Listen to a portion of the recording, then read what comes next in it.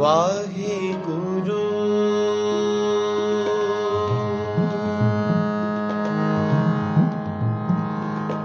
वाहे गुरु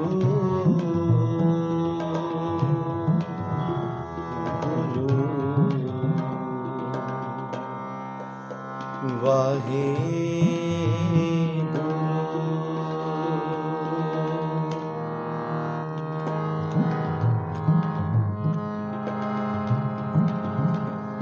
आवो सजना हाँ देखा दर्शन तेरा कर अपने खड़ी तका मैं मन जाओ कनेरा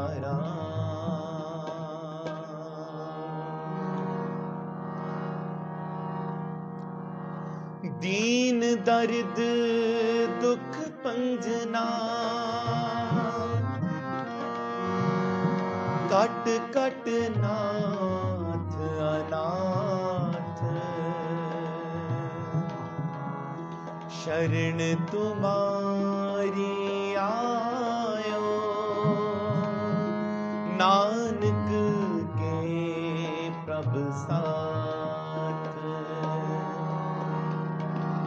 निमाण्यो की मान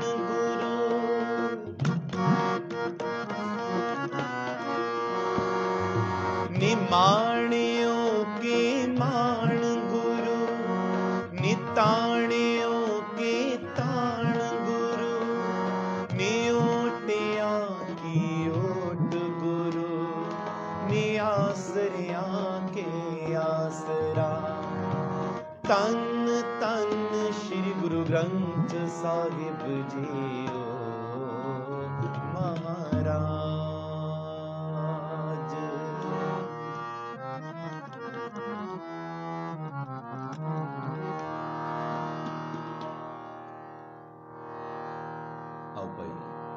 सारी संगत नूं, सारे नगर नूं, समुची दुनिया नूं कलगीधर पातशाह जी दे आगमन पुरब दी प्रकाश दिहाड़ी दी बहुत बहुत बधाई होवे।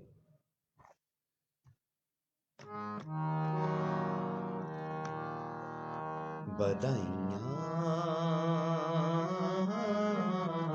गुर सिखा मन बधाइयां बधाइयां गुर सिखा मन बधाइयां जिन मेरा साथ गुर डिठा राम राजे जिन मेरा साथ गुर डिठा राम राजे बधाइयां गुर सिखा मन बधाइयां बधाइयां गुर सिखा मन बधाइयां।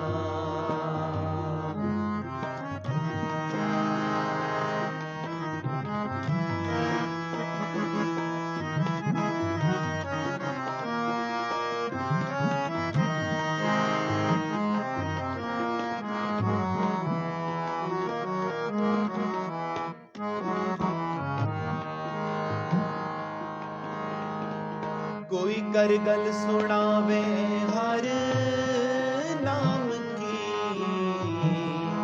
सो लगे गुर सिखा मन मिठा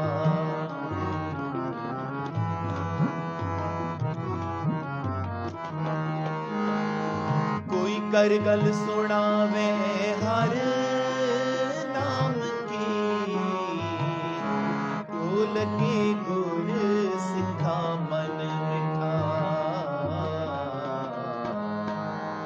बधाइयां गुर सिखा मन बधाइयां बधाइयां सिखा मन बधाइयाँ। जिन मेरा सत गुर डिठा राम राजे, जिन मेरा सत गुर डिठा राम राजे, बधाइयाँ गुर सिखा मन बधाइयाँ। बधाइयाँ गुर सिखा मन बधाइयाँ। माइक दूर कर अपने को।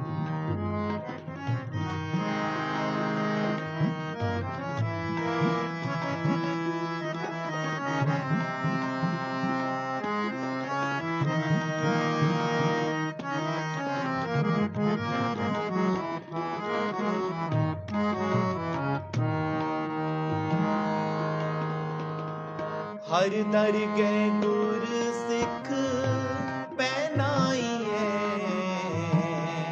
जिना मेरा सत गुर तुठा।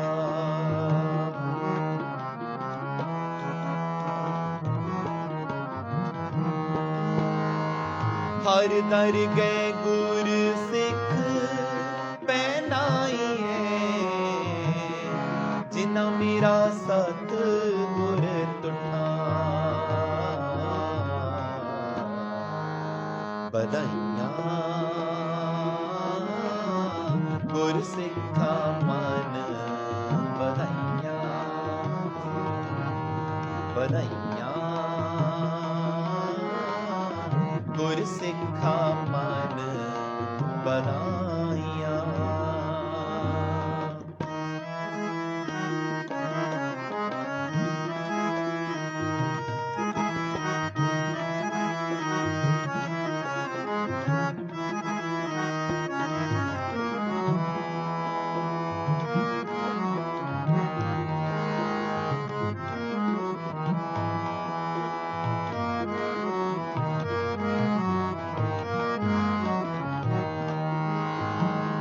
जन नानक हर हर होया, हर हर मन उठा।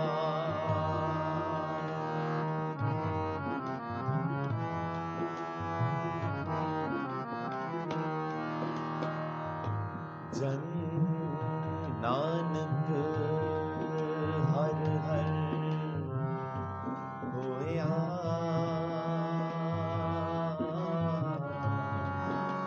हर हर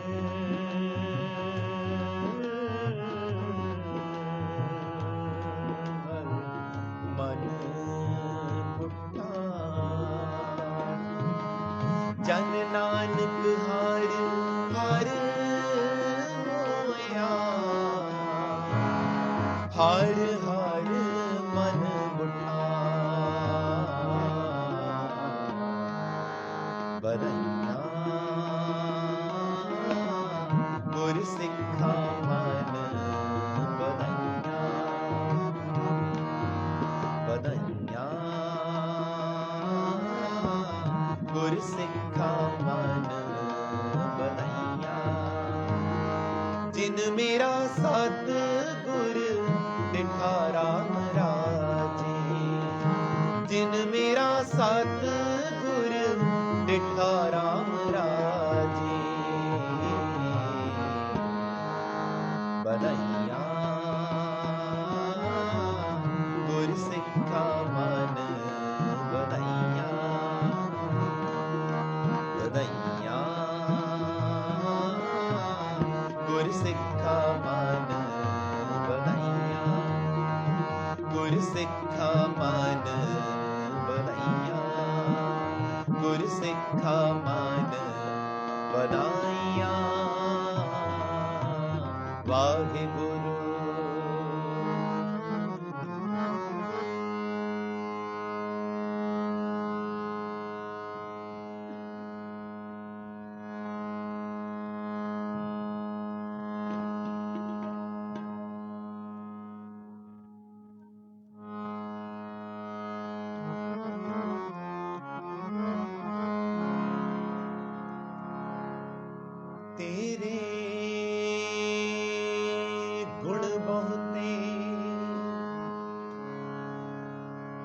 मैं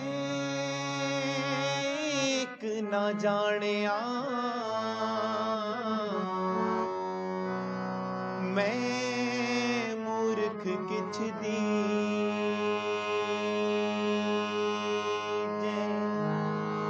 प्रणवत नानक सुन मेरे साहिबा डुबदा डुबदा पत्थर लीजे तेरे गुण बहुत ते मैं एक ना जाने।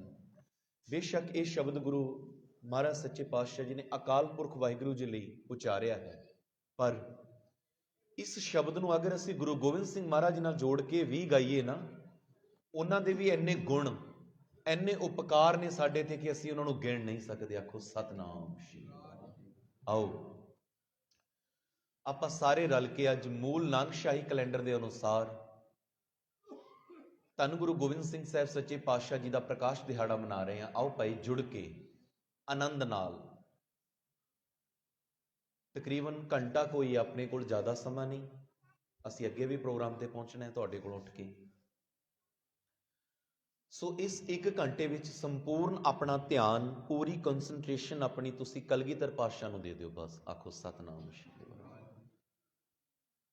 ਕੋਸ਼ਿਸ਼ ਕਰੀਏ ਇਸ ਘੰਟੇ ਵਿੱਚੋਂ ਕਲਗੀਧਰ ਪਾਤਸ਼ਾਹ ਨੂੰ ਜਾਣੀਏ, ਥੋੜਾ ਉਸ ਮਾਲਕ ਨੂੰ ਜਾਣੀਏ ਜਿਸ ਮਾਲਕ ਨੇ ਸਾਰਾ ਕੁਝ ਲੁਟਾ ਦਿੱਤਾ ਸਾਡੇ ਕੋਲ ਉੱਪਰੋਂ, ਸਾਰਾ ਕੁਝ, ਕੁਝ ਵੀ ਨਹੀਂ ਰੱਖਿਆ, ਕੁਝ ਵੀ ਨਹੀਂ ਰੱਖਿਆ। ਸੋ ਆਓ ਉਸ ਮਾਲਕ ਨੂੰ ਹਿਰਦੇ ਤੋਂ ਯਾਦ ਕਰਦੇ ਹੋਏ, ਹਿਰਦੇ ਤੋਂ ਮਹਿਸੂਸ ਕਰਦੇ ਹੋਏ ਇਹ ਗੁਣ ਗਾਈਏ ਸਤਿਗੁਰੂ ਜੀ ਦੇ। ਕੌਣ ਜਾਣੇ ਗੁਣ ਤੇਰੇ ਊਚ ਅਪਾਰ ਬੇਅੰਤ ਸੁਆਮੀ, ਕੌਣ ਜਾਣੇ ਗੁਣ ਤੇਰੇ। ਐ ਕਲਗੀਧਰ ਪਾਤਸ਼ਾਹ, ਐ ਮੇਰੇ ਮਾਲਿਕ, ਤੇਰੇ ਗੁਣਾਂ ਨੂੰ ਕੋਈ ਨਹੀਂ ਬਤਾ ਸਕਦਾ, ਕੋਈ ਨਹੀਂ ਗਾ ਸਕਦਾ। ਤੇਰੇ ਐਨੇ ਗੁਣ ਮਾਲਕ ਜੀ ਨੂੰ ਅਸੀਂ ਚੋਜੀ ਪ੍ਰੀਤਮ ਕਹਿੰਦੇ ਆ ਨਾ, ਚੋਜੀ ਪ੍ਰੀਤਮ। ਗੁਰੂ ਗੋਬਿੰਦ ਸਿੰਘ ਮਹਾਰਾਜ ਜੀ ਦਾ ਨਾਮ ਹੈ ਚੋਜੀ ਪ੍ਰੀਤਮ। ਬੜੇ ਨਾਮ ਨੇ ਪਾਤਸ਼ਾਹ ਜੀ ਦੇ, ਕਲਗੀਧਰ ਪਾਤਸ਼ਾਹ, ਬਾਜਾਂ ਵਾਲਾ, ਚੋਜੀ ਪ੍ਰੀਤਮ, ਨੀਲੇ ਦਾ ਸ਼ਾਹ ਅਸਵਾਰ, ਐਦਾਂ ਦੇ ਬੜੇ ਨਾਮ ਨੇ ਪਾਤਸ਼ਾਹ ਜੀ ਦੇ, ਬੜੇ ਨਾਮ। ਕਿਉਂਕਿ ਸੰਗਤ ਪਿਆਰ ਬੜਾ ਕਰਦੀ ਸੀ। ਜਿਹੜੇ ਰੂਪ ਦੇ ਵਿੱਚ ਸੰਗਤ ਨੇ ਗੁਰੂ ਸਾਹਿਬ ਨੂੰ ਵੇਖਿਆ, ਉਸੇ ਰੂਪ ਦੇ ਵਿੱਚ ਇੱਕ ਨਾਮਕਰਨ ਕਰ ਦਿੱਤਾ। ਜਿਵੇਂ ਤੁਹਾਨੂੰ ਬੱਚਿਆਂ ਨੇ ਸ਼ਬਦ ਸ਼ਰਵਣ ਕਰਾਇਆ ਨਾ, ਵਾਰ ਭਾਈ ਨੰਦ ਲਾਲ ਜੀ ਦੀ, ਨਾਸਰੋ ਮਨਸੂਰ ਗੁਰੂ ਗੋਬਿੰਦ ਸਿੰਘ, ਇਜ਼ਦੀ ਮਨਜ਼ੂਰ ਗੁਰੂ ਗੋਬਿੰਦ ਸਿੰਘ। ਭਾਈ ਨੰਦ ਲਾਲ ਜੀ ਨੇ ਅਰਬੀ ਵਿੱਚ, ਫਾਰਸੀ ਦੇ ਵਿੱਚ ਗੁਰੂ ਗੋਬਿੰਦ ਸਿੰਘ ਜੀ ਦੀ ਇੰਨੀ ਸਿਫਤ ਲਿਖੀ ਆ, ਇੰਨੀ ਸਿਫਤ। ਆਓ ਅੱਗੇ ਗੱਲ ਕਰਾਂਗੇ ਭਾਈ ਨੰਦ ਲਾਲ ਜੀ ਦੀ, ਥੋੜੀ ਵਿਚਾਰ ਵੀ ਕਰਾਂਗੇ। ਆਓ ਸ਼ਬਦ ਦੇ ਨਾਲ ਜੁੜ ਕੇ, ਜਿਹੜੀ ਸੰਗਤ ਹਲੇ ਘਰਾਂ ਵਿੱਚ ਬੈਠੀ ਆ, ਸਾਰਿਆਂ ਨੂੰ ਬੇਨਤੀ ਹੈ ਕਿ ਆਓ ਭਾਈ, ਸਮਾਂ ਹੋ ਚੁੱਕਿਆ 9:30 ਤੋਂ ਉੱਪਰ ਹੋ ਗਿਆ ਟਾਈਮ, 9:38 ਹੋ ਗਏ, 9:40 ਹੋਣ ਵਾਲੇ ਨੇ, 9:45। ਜਿਹੜੀ ਸੰਗਤ ਘਰਾਂ ਵਿੱਚ ਆ ਜਲਦੀ ਦਰਬਾਰ ਸਾਹਿਬ ਪਹੁੰਚੋ। ਜਿਹੜੀ ਸੰਗਤ ਦਰਬਾਰ ਸਾਹਿਬ ਦੇ ਨੇੜੇ ਤੇੜੇ ਪਹੁੰਚ ਚੁੱਕੀ ਹੈ, ਉਹਨਾਂ ਨੂੰ ਵੀ ਬੇਨਤੀ ਹੈ ਕਿ ਦਰਬਾਰ ਸਾਹਿਬ ਦੇ ਅੰਦਰ ਪਹੁੰਚੋ ਔਰ ਬਿਲਕੁਲ ਚੁੱਪ ਦਾ ਦਾਨ ਬਖਸ਼ੋ। ਬਿਲਕੁਲ 1 ਘੰਟਾ ਪੂਰਾ ਕਲਗੀਧਰ ਪਾਤਸ਼ਾਹ ਨੂੰ ਦੇ ਦਿਓ, ਪੂਰਾ। ਨਹੀਂ ਸਿੱਖੋ, ਇੱਕ ਗੱਲ ਯਾਦ ਰੱਖਿਓ, ਮੈਂ ਅਕਸਰ ਇੱਕ ਗੱਲ ਦੀਵਾਨ ਵਿੱਚ ਕਹਿਣਾ ਹੁੰਨਾ, ਪ੍ਰਕਾਸ਼ ਦਿਹਾੜੇ ਅਸੀਂ ਬਹੁਤ ਮਨਾ ਲਏ। ਲਾਸਟ ਟਾਈਮ ਵੀ ਇਹ ਕਹਿ ਕੇ ਗਿਆ ਸੀ, ਅੱਜ ਵੀ ਕਹਿਣਾ ਹੈ, ਪ੍ਰਕਾਸ਼ ਦਿਹਾੜੇ ਬਹੁਤ ਮਨਾ ਲਏ, ਪਰ ਹਲੇ ਤੱਕ ਸਾਡੇ ਖੋਪੜਾਂ ਵਿੱਚ ਪ੍ਰਕਾਸ਼ ਨਹੀਂ ਜੇ ਹੋਇਆ। ਸੋਚਣ ਵਾਲੀ ਗੱਲ ਹੈ, ਵਿਚਾਰਨ ਵਾਲੀ ਗੱਲ ਹੈ। ਸਾਨੂੰ ਹਲੇ ਵੀ ਬਹੁਤ ਚੀਜ਼ਾਂ ਡਰਾਉਂਦੀਆਂ ਨੇ, ਸਾਨੂੰ ਹਲੇ ਵੀ ਬਹੁਤ ਚੀਜ਼ਾਂ ਡਰਾਉਂਦੀਆਂ ਨੇ। ਦਿਨ ਡਰਾਉਂਦੇ ਨੇ, ਜੰਡ ਡਰਾਉਂਦੇ ਨੇ, ਬਿੱਲੀਆਂ ਡਰਾਉਂਦੀਆਂ ਨੇ, ਛਿੱਕਾਂ ਡਰਾਉਂਦੀਆਂ ਨੇ, ਪੌਣ ਡਰਾਉਂਦੀ ਆ, ਖਾਲੀ ਟੋਕਰੇ ਡਰਾਉਂਦੇ ਨੇ, ਪਤਾ ਨਹੀਂ ਕੀ ਡਰਾਉਂਦਾ ਸਾਨੂੰ ਹਲੇ ਵੀ। ਫਲਾਨਾ ਬੰਦਾ ਮੱਥੇ ਲੱਗਿਆ ਸੀ, ਬੜਾ ਕੁਝ ਡਰਾਉਂਦਾ ਸਾਨੂੰ ਹਲੇ ਵੀ। ਸਾਨੂੰ ਤੇ ਊਲ ਜਲੂਲੀ ਡਰਾਈ ਜਾਂਦਾ ਹੈ। ਪਰ ਆ ਸਾਹਿਬਜ਼ਾਦਿਆਂ ਦਾ ਸ਼ਹੀਦੀ ਦਿਹਾੜਾ ਲੰਘ ਕੇ ਗਿਆ, ਮੌਤ ਨੂੰ ਜਮਾ ਪ੍ਰਤੱਖ ਸਾਹਮਣੇ ਦੇਖ ਕੇ ਨਹੀਂ ਡਰੇ ਉਹ, ਜਮਾ ਪ੍ਰਤੱਖ। ਆਖੋ ਸਤਨਾਮ। ਉਮਰਾਂ ਕਰਕੇ ਸਾਡੀਆਂ ਦਾੜੀਆਂ ਚਿੱਟੀਆਂ ਹੋ ਗਈਆਂ, ਉਮਰਾਂ ਕਰਕੇ ਸਾਡੇ ਸਿਰਾਂ ਦੇ ਵਾਲ ਚਿੱਟੇ ਹੋ ਗਏ, ਮਤ ਕਰਕੇ ਬਹੁਤ ਨਿਆਣੇ ਆ ਅਸੀਂ, ਬਹੁਤ ਨਿਆਣੇ। ਬਾਬਾ ਅਜੀਤ ਸਿੰਘ ਬਾਬਾ, ਜੁਝਾਰ ਸਿੰਘ ਬਾਬਾ, ਜ਼ੋਰਾਵਰ ਸਿੰਘ ਬਾਬਾ, ਫਤਿਹ ਸਿੰਘ ਬਾਬਾ ਕਿਹਾ ਜਾਂਦਾ ਸਿਆਣੇ ਬੰਦੇ ਨੂੰ, ਜਿਹਦੀ ਚਿੱਟੀ ਦਾੜੀ ਹੋ ਗਈ ਹੋਵੇ, 60-70 ਸਾਲ ਦਾ ਹੋ ਗਿਆ ਹੋਵੇ ਜਿਹੜਾ, ਉਹਨੂੰ ਬਾਬਾ ਕਿਹਾ ਜਾਂਦਾ। ਜਦੋਂ ਬਾਬਾ ਬੁੱਢਾ ਜੀ ਨੇ ਧੰਨ ਗੁਰੂ ਨਾਨਕ ਸਾਹਿਬ ਸੱਚੇ ਪਾਤਸ਼ਾਹ ਜੀ ਨੂੰ ਸਵਾਲ ਕੀਤੇ, ਬਚਪਨ ਵਿੱਚ ਸੀ ਬਾਬਾ ਬੁੱਢਾ ਜੀ, 10-11 ਸਾਲਾਂ ਦੇ, ਬਾਬਾ ਬੁੱਢਾ ਜੀ ਨੇ ਧੰਨ ਗੁਰੂ ਨਾਨਕ ਸਾਹਿਬ ਜੀ ਨੂੰ ਐਸੇ ਸਵਾਲ ਕੀਤੇ। ਗੁਰੂ ਨਾਨਕ ਸਾਹਿਬ ਜੀ ਕਹਿੰਦੇ ਹੈ ਨਿਆਣਾ, ਗੱਲਾਂ ਬੁੱਢਿਆਂ ਵਾਲੀਆਂ, ਆਖੋ ਸਤਨਾਮ ਸ਼੍ਰੀ ਵਾਹਿਗੁਰੂ। ਉੱਥੋਂ ਹੀ ਨਾਮ ਪੈ ਗਿਆ ਬੁੱਢਾ, ਬਾਬਾ ਬੁੱਢਾ ਜੀ। ਬਾਬਾ ਬੁੱਢਾ ਜੀ ਨੇ ਗੁਰੂ ਨਾਨਕ ਦੇ ਘਰ ਦੀਆਂ 6 ਜੋਤਾਂ ਦੇ ਦਰਸ਼ਨ ਕੀਤੇ, ਆਖੋ ਸਤਨਾਮ। ਸੋ ਉਮਰ ਹੈ 7 ਸਾਲ ਦੀ ਬਾਬਾ ਫਤਿਹ ਸਿੰਘ, ਉਮਰ ਹੈ 9 ਸਾਲ ਦੀ ਬਾਬਾ ਜ਼ੋਰਾਵਰ ਸਿੰਘ, ਉਮਰ ਹੈ 14 ਸਾਲ ਦੀ ਬਾਬਾ ਜੁਝਾਰ ਸਿੰਘ, ਉਮਰ ਹੈ 16-17 ਸਾਲਾਂ ਦੀ ਬਾਬਾ ਅਜੀਤ ਸਿੰਘ। ਪਰ ਮੱਤ ਬੜੀ ਵੱਡੀ ਹੈ, ਆਖੋ ਸਤਨਾਮ ਸ਼੍ਰੀ ਵਾਹਿਗੁਰੂ। ਨੌਜਵਾਨੋ, ਮੇਰੀਓ ਭੈਣੋ, ਮੇਰੇ ਵੀਰੋ, ਬੇਸ਼ੱਕ ਅੱਜ ਪੰਜਾਬ ਦੇ ਵਿੱਚ ਇੱਕ ਐਸਾ ਦੌਰ ਚੱਲ ਰਿਹਾ, ਇੱਕ ਪਲਾਨ ਦੇ ਤਹਿਤ, ਇੱਕ ਸਾਜ਼ਿਸ਼ ਦੇ ਤਹਿਤ ਤੁਹਾਨੂੰ ਇੱਕ ਐਸੇ ਕਲਚਰ ਦੇ ਪਿੱਛੇ ਲਾਇਆ ਜਾ ਰਿਹਾ। ਮੇਰੇ ਵੀਰੋ, ਪਿਆਰ ਨਾਲ ਸੁਣੇ, ਨੂੰ ਨੈਗੇਟਿਵ ਨਾ ਲਿਓ, ਪੋਜ਼ਿਟਿਵ ਲਿਓ। ਇੱਕ ਐਸੇ ਕਲਚਰ ਦੇ ਪਿੱਛੇ ਤੁਹਾਨੂੰ ਲਗਾਇਆ ਜਾ ਰਿਹਾ ਜਿਹੜਾ ਕਲਚਰ ਤੁਹਾਡਾ ਨਹੀਂ ਹੈ, ਜਿਹੜਾ ਸੱਭਿਆਚਾਰ ਤੁਹਾਡਾ ਹੈ ਹੀ ਨਹੀਂ। ਤੁਹਾਨੂੰ ਗਾਣਿਆਂ ਦੇ ਜ਼ਰੀਏ, ਗੀਤਾਂ ਦੇ ਜ਼ਰੀਏ ਅਜਿਹਾ ਕੁਝ ਪਰੋਸਿਆ ਜਾ ਰਿਹਾ ਜਿਹੜਾ ਤੁਹਾਡਾ ਨਹੀਂ ਹੈ। ਤੁਸੀਂ ਹੈ ਹੀ ਨਹੀਂ ਉਹਦੇ, ਉਹ ਤੁਹਾਡਾ ਹੈ ਹੀ ਨਹੀਂ। ਸਿਰਫ ਇੱਕ ਔਰਤ ਦੇ ਸਰੀਰ ਨੂੰ ਮੁੱਖ ਰੱਖ ਕੇ ਚੱਲੀ ਹੋਈ ਕਲਮ, ਉਹ ਕਲਮ ਨਹੀਂ ਹੈ, ਉਹ ਪਾਪ ਹੈ। ਅਗਰ ਕਿਸੇ ਦੀ ਕਲਮ ਲਿਖਣਾ ਜਾਣਦੀ ਹੈ, ਲਿਖੇ ਬਾਬਾ ਅਜੀਤ ਸਿੰਘ ਬਾਰੇ, ਆਖੋ ਸਤਨਾਮ ਸ਼੍ਰੀ ਵਾਹਿਗੁਰੂ। ਲਿਖੇ ਕਲਗੀਧਰ ਪਾਤਸ਼ਾਹ ਬਾਰੇ। ਉਹ ਸ਼ਾਇਰ ਲਿਖਦਾ ਨਾ, ਕਹਿੰਦਾ ਕਿ ਲਿਖੇ ਕੋਈ ਗੜੀ ਚਮਕੌਰ ਬਾਰੇ, ਜਿੱਥੇ ਸੁੱਤਾ ਏ ਅਜੀਤ ਜੁਝਾਰ ਤੇਰਾ, ਹੱਥੋਂ ਕਲਮਾਂ ਡਿੱਗ ਪੈਂਦੀਆਂ ਬਾਜਾਂ ਵਾਲਿਆ, ਚਿਣਿਆ ਵੇਖ ਕੇ ਨੀਹਾਂ 'ਚ ਪਰਿਵਾਰ ਤੇਰਾ। ਕੋਈ ਲਿਖੇ ਨਾ, ਕੋਈ ਲਿਖੇ ਕਲਗੀਧਰ ਪਾਤਸ਼ਾਹ ਬਾਰੇ, ਕੋਈ ਲਿਖੇ ਗੁਰੂ ਗੋਬਿੰਦ ਸਿੰਘ ਮਹਾਰਾਜ ਬਾਰੇ, ਕੋਈ ਲਿਖੇ ਭਾਈ ਤਾਰੂ ਸਿੰਘ ਬਾਰੇ। ਮੇਰੇ ਨੌਜਵਾਨੋ, ਵੀਰੋ, ਮੇਰੀਓ ਭੈਣੋ, ਬਜ਼ੁਰਗੋ, ਮਤਾਓ, ਅਸੀਂ ਕਿਹਨਾਂ ਦੇ ਵਾਰਿਸ ਹਾਂ? ਅਸੀਂ ਵਾਰਿਸ ਹਾਂ ਉਹਨਾਂ ਦੇ ਜਿਨ੍ਹਾਂ ਨੇ ਗੁਰਬਾਣੀ ਨੂੰ ਜੀਵਿਆ ਤੇ ਗੁਰਬਾਣੀ ਹੀ ਬਣ ਗਏ, ਆਖੋ ਸਤਨਾਮ ਸ਼੍ਰੀ ਵਾਹਿਗੁਰੂ। ਅੱਜ ਅਸੀਂ ਗੁਰਬਾਣੀ ਤੋਂ ਟੁੱਟੇ ਹੋਏ ਹਾਂ। ਅਸੀਂ 2% ਦੇ ਸਿੰਗਰਾਂ ਨੂੰ, 2% ਦੇ ਸਿੰਗਰਾਂ ਨੂੰ, ਜਮਾ 2% ਦੇ, ਹੋ ਸਕਦਾ ਮੈਂ ਕੀਮਤ ਹਲੇ ਵੀ ਜ਼ਿਆਦਾ ਦੱਸ ਰਿਹਾ ਹੋਵਾਂ, ਸ਼ਾਇਦ ਉਹਨਾਂ ਨੂੰ ਆਪਣਾ ਰੋਲ ਮਾਡਲ ਮੰਨੀ ਬੈਠੇ ਆ, ਜਿਨ੍ਹਾਂ ਦੇ ਪੱਲੇ ਕੁਝ ਨਹੀਂ ਹੈ।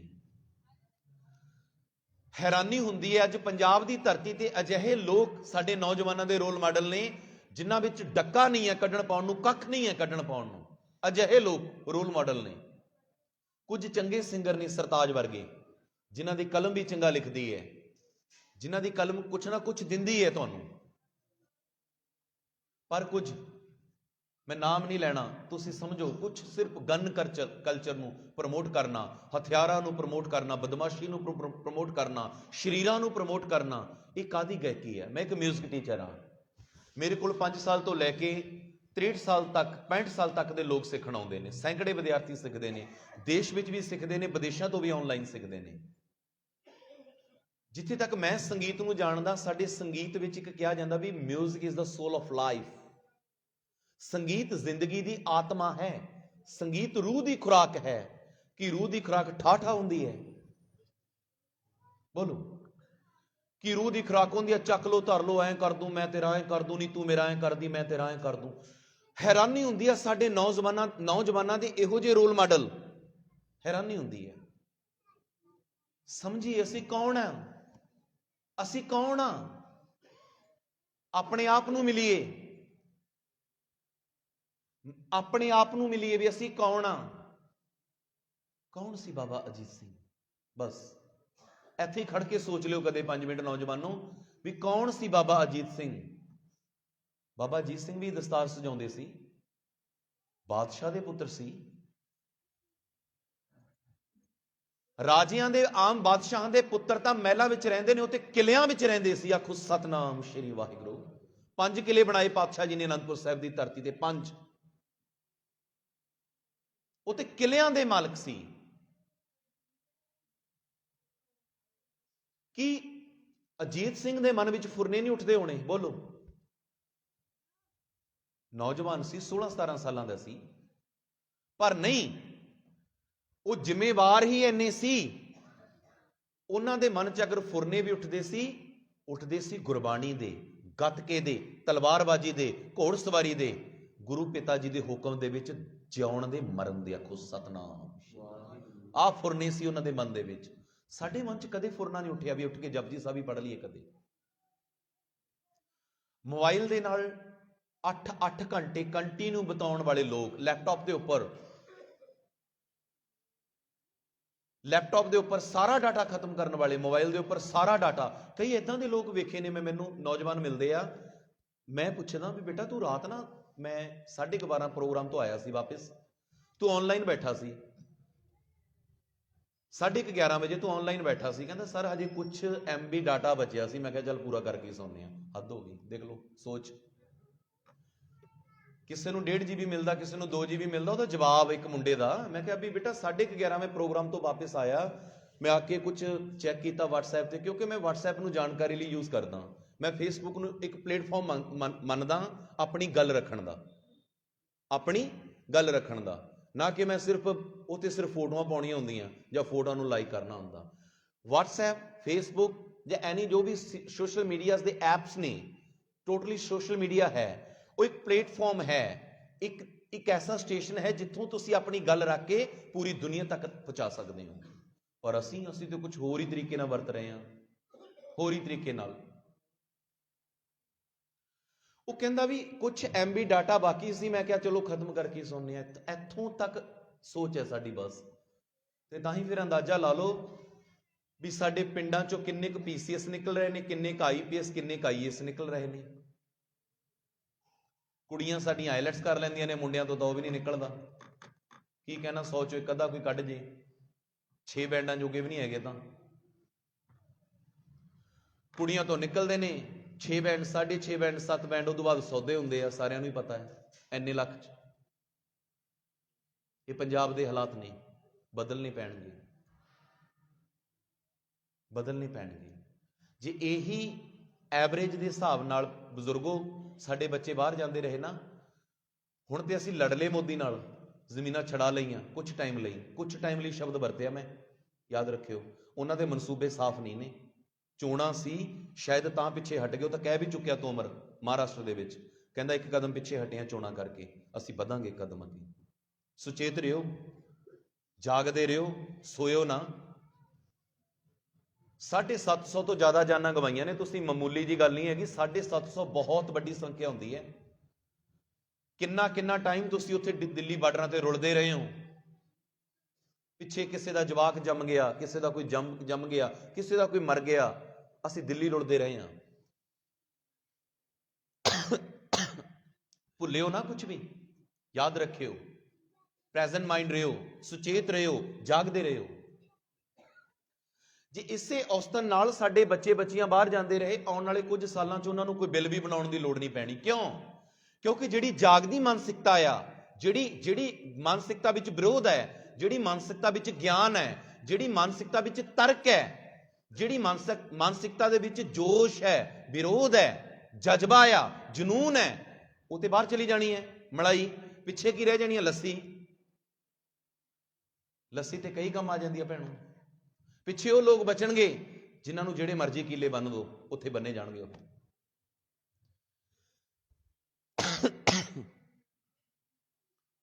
ਹੁਣ ਇੱਥੋਂ ਹੀ ਮਿਲਦੀ ਜੁਲਦੀ ਇੱਕ ਗੱਲ ਕਰਾਂ ਕੈਲੰਡਰ ਦੀ। ਗੁਰੂ ਨਾਨਕ ਸਾਹਿਬ ਦੇ ਗੁਰਪੁਰਬ ਤੇ ਮੈਂ ਕੀਤੀ ਸੀ, ਅੱਜ ਵੀ ਥੋੜੀ ਜੀ ਗੱਲ ਕਰਾਂ ਸਿਰਫ 2 ਮਿੰਟ ਲਈ। ਕੈਨੇਡਾ ਦਾ PR ਇੱਕ ਬਜ਼ੁਰਗ ਹੈ, 90-95 ਸਾਲਾਂ ਦਾ ਹੋ ਗਿਆ ਹੁਣ। ਉਹਨਾਂ ਦਾ ਨਾਮ ਹੈ, ਬਹੁਤ ਹੀ ਸਤਿਕਾਰਯੋਗ, ਸਰਦਾਰ ਪਾਲ ਸਿੰਘ ਜੀ ਪੁਰੇਵਾਲ। ਕੀ ਨਾਮ ਹੈ ਜੀ? ਪਾਲ ਸਿੰਘ ਜੀ ਪੁਰੇਵਾਲ। ਉਹਨਾਂ ਨੇ ਭੈਣੋ ਵੀਰੋ ਜ਼ਿੰਦਗੀ ਦੇ 60 ਤੋਂ 65 ਸਾਲ ਲਾਏ, ਇੱਕ ਕੈਲੰਡਰ ਬਣਾਇਆ। 60-65 ਸਾਲ। ਬਿਕੋਜ਼ ਉਹਨਾਂ ਦੀ ਜਿਹੜੀ ਥਿੰਕਿੰਗ ਹੈ, ਉਹਨਾਂ ਦੀ ਜਿਹੜੀ ਨੌਲੇਜ ਹੈ, ਉਹਨਾਂ ਦੀ ਜਿਹੜੀ ਪਕੜ ਹੈ, ਉਹ ਯੋਗ੍ਰਾਫਿਕ ਤਰੀਕੇ ਤੋਂ, ਯੋਗ੍ਰਾਫਿਕ ਮੈਥਡ ਤੋਂ ਅਗਰ ਉਹਨੂੰ ਵਾਚ ਕਰਨਾ ਚਾਹੀਏ, ਵੇਖਣਾ ਚਾਹੀਏ, ਬੜੀ ਸਟਰੋਂਗ ਹੈ। ਬਹੁਤ ਜ਼ਿਆਦਾ ਉਹਨਾਂ ਦੀ ਜਿਹੜੀ ਬੁੱਧੀ ਤੇਜ਼ ਹੈ। ਉਹਨਾਂ ਨੇ ਕੈਲੰਡਰ ਤਿਆਰ ਕੀਤਾ 1999 ਦੇ ਵਿੱਚ। ਪਹਿਲਾਂ ਇੱਕ ਦਿਨ ਲਈ ਲਾਗੂ ਹੋਇਆ ਉਹ। ਬੀਬੀ ਜਗੀਰ ਕੌਰ ਉਦੋਂ SGPC ਦੀ ਪ੍ਰਧਾਨ ਸੀ ਤੇ ਸ੍ਰੀ ਅਕਾਲ ਤਖਤ ਸਾਹਿਬ ਦਾ ਜਥੇਦਾਰ ਸੀ ਪੂਰਨ ਸਿੰਘ। ਸਵੇਰੇ ਹੁਕਮਨਾਮਾ ਜਾਰੀ ਹੁੰਦਾ ਵੀ ਆਹ ਕੈਲੰਡਰ ਅੱਜ ਤੋਂ ਲਾਗੂ ਹੈ। ਨਾਗਪੁਰੋਂ ਜ਼ੋਰ ਪੈ ਗਿਆ RSS ਦਾ। ਜਥੇਦਾਰ ਸਾਹਿਬ ਦਾ ਬਿਆਨ ਆ ਗਿਆ, ਕਹਿੰਦਾ ਬੀਬੀ ਜਗੀਰ ਕੌਰ ਨੂੰ ਪੰਥ ਚੋਂ ਖਾਰਿਜ ਕਰ ਰਿਹਾ ਮੈਂ, ਪੰਥ ਚੋਂ। ਮੇਰੇ ਤੋਂ ਪੁੱਛੇ ਬਿਨਾਂ ਇਹਨੇ ਕੈਲੰਡਰ ਜਾਰੀ ਕਰਤਾ। ਸ਼ਾਮ ਨੂੰ ਦੋਨਾਂ ਦਾ ਸਮਝੌਤਾ ਹੋ ਗਿਆ, ਬੀਬੀ ਨੇ ਕੈਲੰਡਰ ਵਾਪਸ ਲੈ ਲਿਆ, ਜਥੇਦਾਰ ਨੇ ਹੁਕਮਨਾਮਾ ਵਾਪਸ ਲੈ ਲਿਆ। ਆਹੀ ਕੁਝ ਚੱਲਦਾ ਆਇਆ ਹੁਣ ਤੱਕ। ਉਸ ਤੋਂ ਬਾਅਦ 2003 ਦੇ ਵਿੱਚ ਦੁਬਾਰਾ ਫਿਰ ਇਹ ਕੈਲੰਡਰ ਲਾਗੂ ਹੋਇਆ। ਇਹੀ ਹੁਣ ਇੱਕ ਭੈਣੋ ਮੇਰੀ ਗੱਲ ਦੱਸੋ, ਸਾਰੇ ਜਵਾਬ ਦਿਓ ਬੋਲ ਕੇ। ਮੈਂ ਤੁਹਾਨੂੰ ਪੁੱਛਾਂ, ਕਿਸੇ ਘਰ ਦੇ ਵਿੱਚ ਬੱਚਾ ਪੈਦਾ ਹੋਇਆ 10 ਦਸੰਬਰ ਨੂੰ ਜੀ, ਕਿੰਨੇ ਨੂੰ? ਹੁਣ ਉਹ ਬੱਚਾ 10 ਦਸੰਬਰ ਨੂੰ ਪੈਦਾ ਹੋਇਆ, 1 ਸਾਲ ਬਾਅਦ ਉਹਦਾ ਜਨਮ ਦਿਨ ਕਿੰਨੀ ਤਰੀਕ ਨੂੰ ਮਨਾਵਾਂਗੇ? ਬੋਲੋ, 10 ਦਸੰਬਰ ਨੂੰ। ਸਿੱਧੀ ਗੱਲ ਹੈ ਨਾ। ਹੁਣ 2019 ਦੇ ਵਿੱਚ ਗੁਰੂ ਗੋਬਿੰਦ ਸਿੰਘ ਜੀ ਦਾ ਜਨਮ ਦਿਨ ਆਇਆ ਜਨਵਰੀ 'ਚ। 2019 'ਚ ਜਿਹੜਾ ਹੁਣ ਇਹਨਾਂ ਨੇ ਕੈਲੰਡਰ ਜਾਰੀ ਕੀਤਾ SGPC ਵਾਲਿਆਂ ਨੇ, ਹੁਣ ਜਿਹੜਾ ਮੂਲ ਨਾਨਕਸ਼ਾਹੀ ਕੈਲੰਡਰ ਸੀ ਉਹ 2003 ਤੋਂ ਲੈ ਕੇ 2010 ਤੱਕ ਲਾਗੂ ਰਿਹਾ।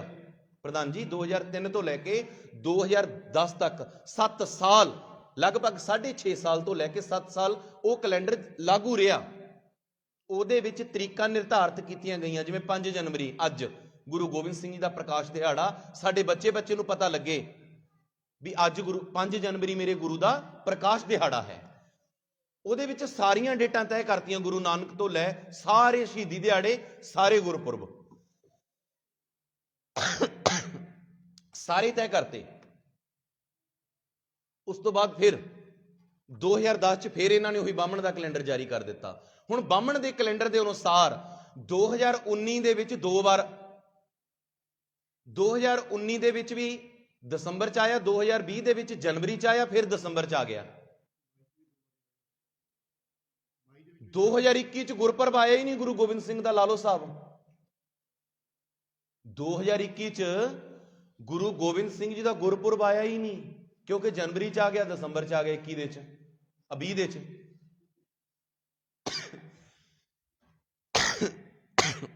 21 ਚ ਆਇਆ ਹੀ ਨਹੀਂ।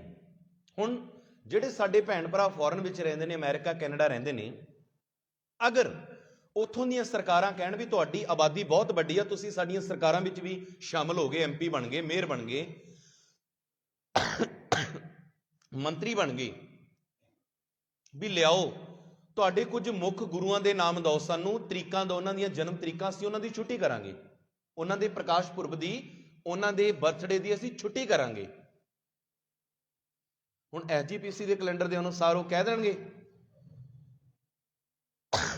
ਵੀ ਲਿਆਓ ਜੀ, ਅਸੀਂ ਹਰ ਸਾਲ ਦੱਸਿਆ ਕਰਾਂਗੇ, ਜਦੋਂ ਸਾਡਾ ਕੈਲੰਡਰ ਛਪਦਾ ਨਾ, ਹਰ ਸਾਲ ਦੱਸਿਆ ਕਰਾਂਗੇ ਵੀ ਕਦੇ ਆਹ ਤਰੀਕ ਨੂੰ ਆਇਆ ਕਰੇਗਾ, ਕਦੇ ਆਹ ਤਰੀਕ ਨੂੰ। ਉਹ ਤੇ ਹੱਸਣਗੇ ਤੁਹਾਡੇ ਤੇ, ਉਹ ਤੇ ਹੱਸਣਗੇ ਵੀ ਇਹ ਕਿਹੋ ਜੀ ਕੌਮ ਹੈ ਜਿਹੜੇ ਹਲੇ ਤੱਕ, ਇਹ ਕਿਹੋ ਜੀ ਕੌਮ ਹੈ, ਕਿਹੋ ਜਿਹੇ ਲੋਕ ਨੇ ਜਿਹੜੇ ਹਲੇ ਤੱਕ ਆਪਣੇ ਗੁਰੂਆਂ ਦੀ ਡੇਟ ਆਫ ਬਰਥ ਹੀ ਨਹੀਂ ਫਾਈਨਲ ਕਰ ਸਕੇ।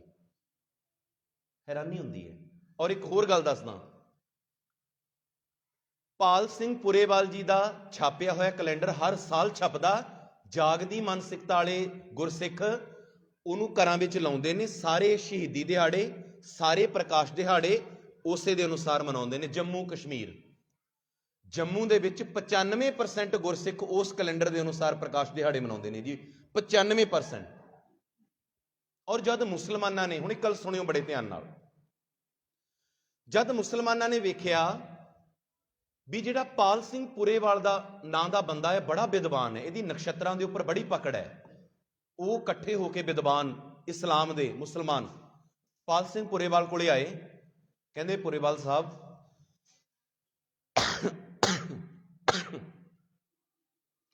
ਸਾਡੇ ਕੈਲੰਡਰ ਵਿੱਚ ਕੁਝ ਕਮੀਆਂ ਨੇ, ਇਹਨੂੰ ਪੂਰੀ ਕਰੋ। ਉਹਨਾਂ ਨੇ ਇਸਲਾਮ ਦਾ ਕੈਲੰਡਰ ਨਵਾਂ ਬਣਾ ਕੇ ਦਿੱਤਾ ਪਾਲ ਸਿੰਘ ਪੁਰੇਵਾਲ ਨੇ। ਹੈਰਾਨੀ ਦੀ ਗੱਲ ਆ ਸਿੱਖੋ, ਜਿਹੜੇ ਵਿਦਵਾਨ ਨੂੰ ਸਿਰ ਤੇ ਬਿਠਾਉਣਾ ਚਾਹੀਦਾ ਸੀ ਵੀ ਇਸਲਾਮਕ ਲੋਕ ਵੀ ਉਹ ਤੋਂ ਪ੍ਰਭਾਵਿਤ ਹੋ ਕੇ ਆਪਣਾ ਕੈਲੰਡਰ ਬਣਾ ਕੇ ਅੱਜ ਵੀ ਉਸੇ ਕੈਲੰਡਰ ਦੇ ਅਨੁਸਾਰ ਸਾਰਾ ਕੁਝ ਮਨਾਉਂਦੇ ਨੇ। ਉਹ ਅੱਜ ਵੀ ਮੁਸਲਮਾਨ ਸਾਰੇ ਜੋ ਵੀ ਉਹਨਾਂ ਦੇ ਦਿਨ ਤਿਉਹਾਰ ਨੇ ਅੱਜ ਵੀ ਪਾਲ ਸਿੰਘ ਪੁਰੇਵਾਲ ਦੇ ਬਣਾਏ ਹੋਏ ਕੈਲੰਡਰ ਦੇ ਅਨੁਸਾਰ ਮਨਾਉਂਦੇ ਨੇ ਉਹ, ਕਿਉਂਕਿ ਉਹ ਸੈਟੀਸਫਾਈ ਨੇ, ਉਹ ਪ੍ਰਭਾਵਿਤ ਨੇ, ਉਹਨਾਂ ਨੂੰ ਤਸੱਲੀ ਹੋ ਗਈ ਵੀ ਹਾਂ ਇਹ ਸਹੀ ਹੈ।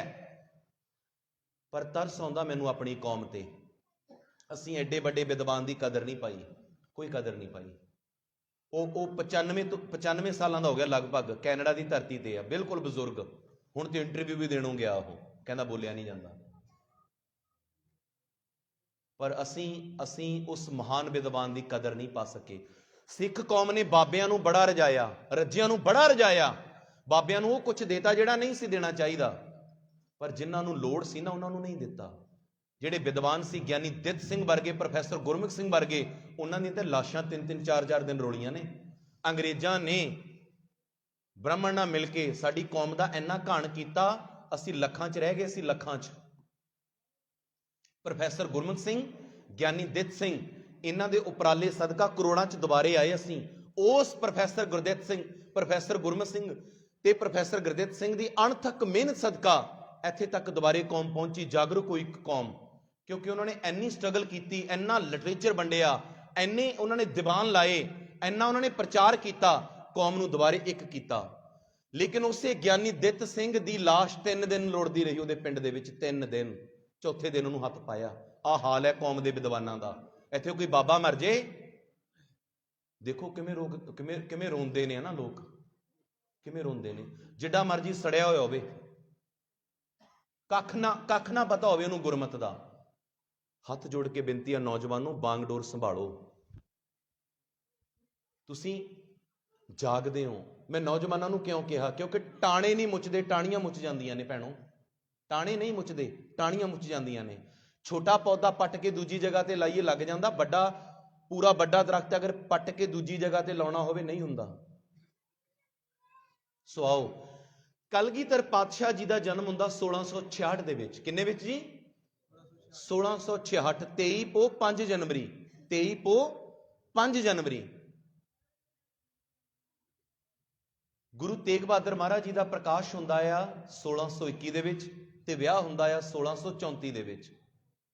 ਉਦੋਂ ਛੋਟੀ ਉਮਰ ਦੇ ਵਿੱਚ ਹੀ ਵਿਆਹ ਹੋ ਜਾਂਦੇ ਸੀ ਉਹਨਾਂ ਸਮਿਆਂ ਦੇ ਵਿੱਚ। 1634 ਚ ਵਿਆਹ ਹੁੰਦਾ, ਤੇ ਲੇਕਿਨ ਗੁਰੂ ਗੋਬਿੰਦ ਸਿੰਘ ਮਹਾਰਾਜ ਜੀ ਦਾ ਪ੍ਰਕਾਸ਼ ਹੁੰਦਾ 1666 ਚ, 32 ਸਾਲ ਬਾਅਦ। ਹੁਣ ਇੱਥੇ ਇੱਕ ਗੱਲ ਭੈਣੋ ਸਮਝਣ ਵਾਲੀ ਹੈ।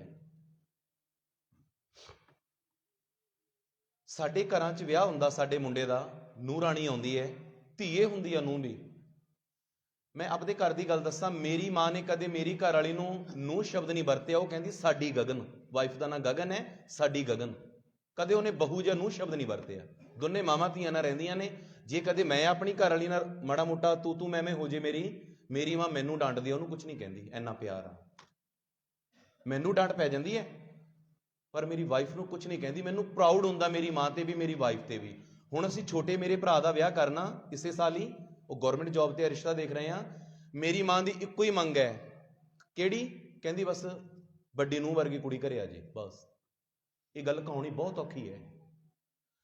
ਸਾਡੇ ਘਰੇ ਮੁੰਡੇ ਦਾ ਵਿਆਹ ਹੁੰਦਾ, ਨੂੰਹ ਆਉਂਦੀ ਹੈ, ਸਾਲ 2 ਸਾਲ ਬੱਚਾ ਨਾ ਹੋਵੇ ਨਾ, ਅਸੀਂ ਡਾਕਟਰਾਂ ਦੀ ਤਲਾਸ਼ ਸ਼ੁਰੂ ਕਰ ਦਿੰਦੇ ਹਾਂ। ਸਾਲ 2 ਸਾਲ ਹੋਰ ਲੰਘ ਜਾਣ, ਕੋਈ ਡੇਰਾ ਨਹੀਂ ਛੱਡਦੇ। 1-10 ਸਾਲ ਹੋਰ ਲੰਘ ਜੇ, ਕੋਈ ਪਖੰਡੀ ਨਹੀਂ ਛੱਡਦੇ, ਕੋਈ ਜੋਤਸੀ ਨਹੀਂ ਛੱਡਦੇ।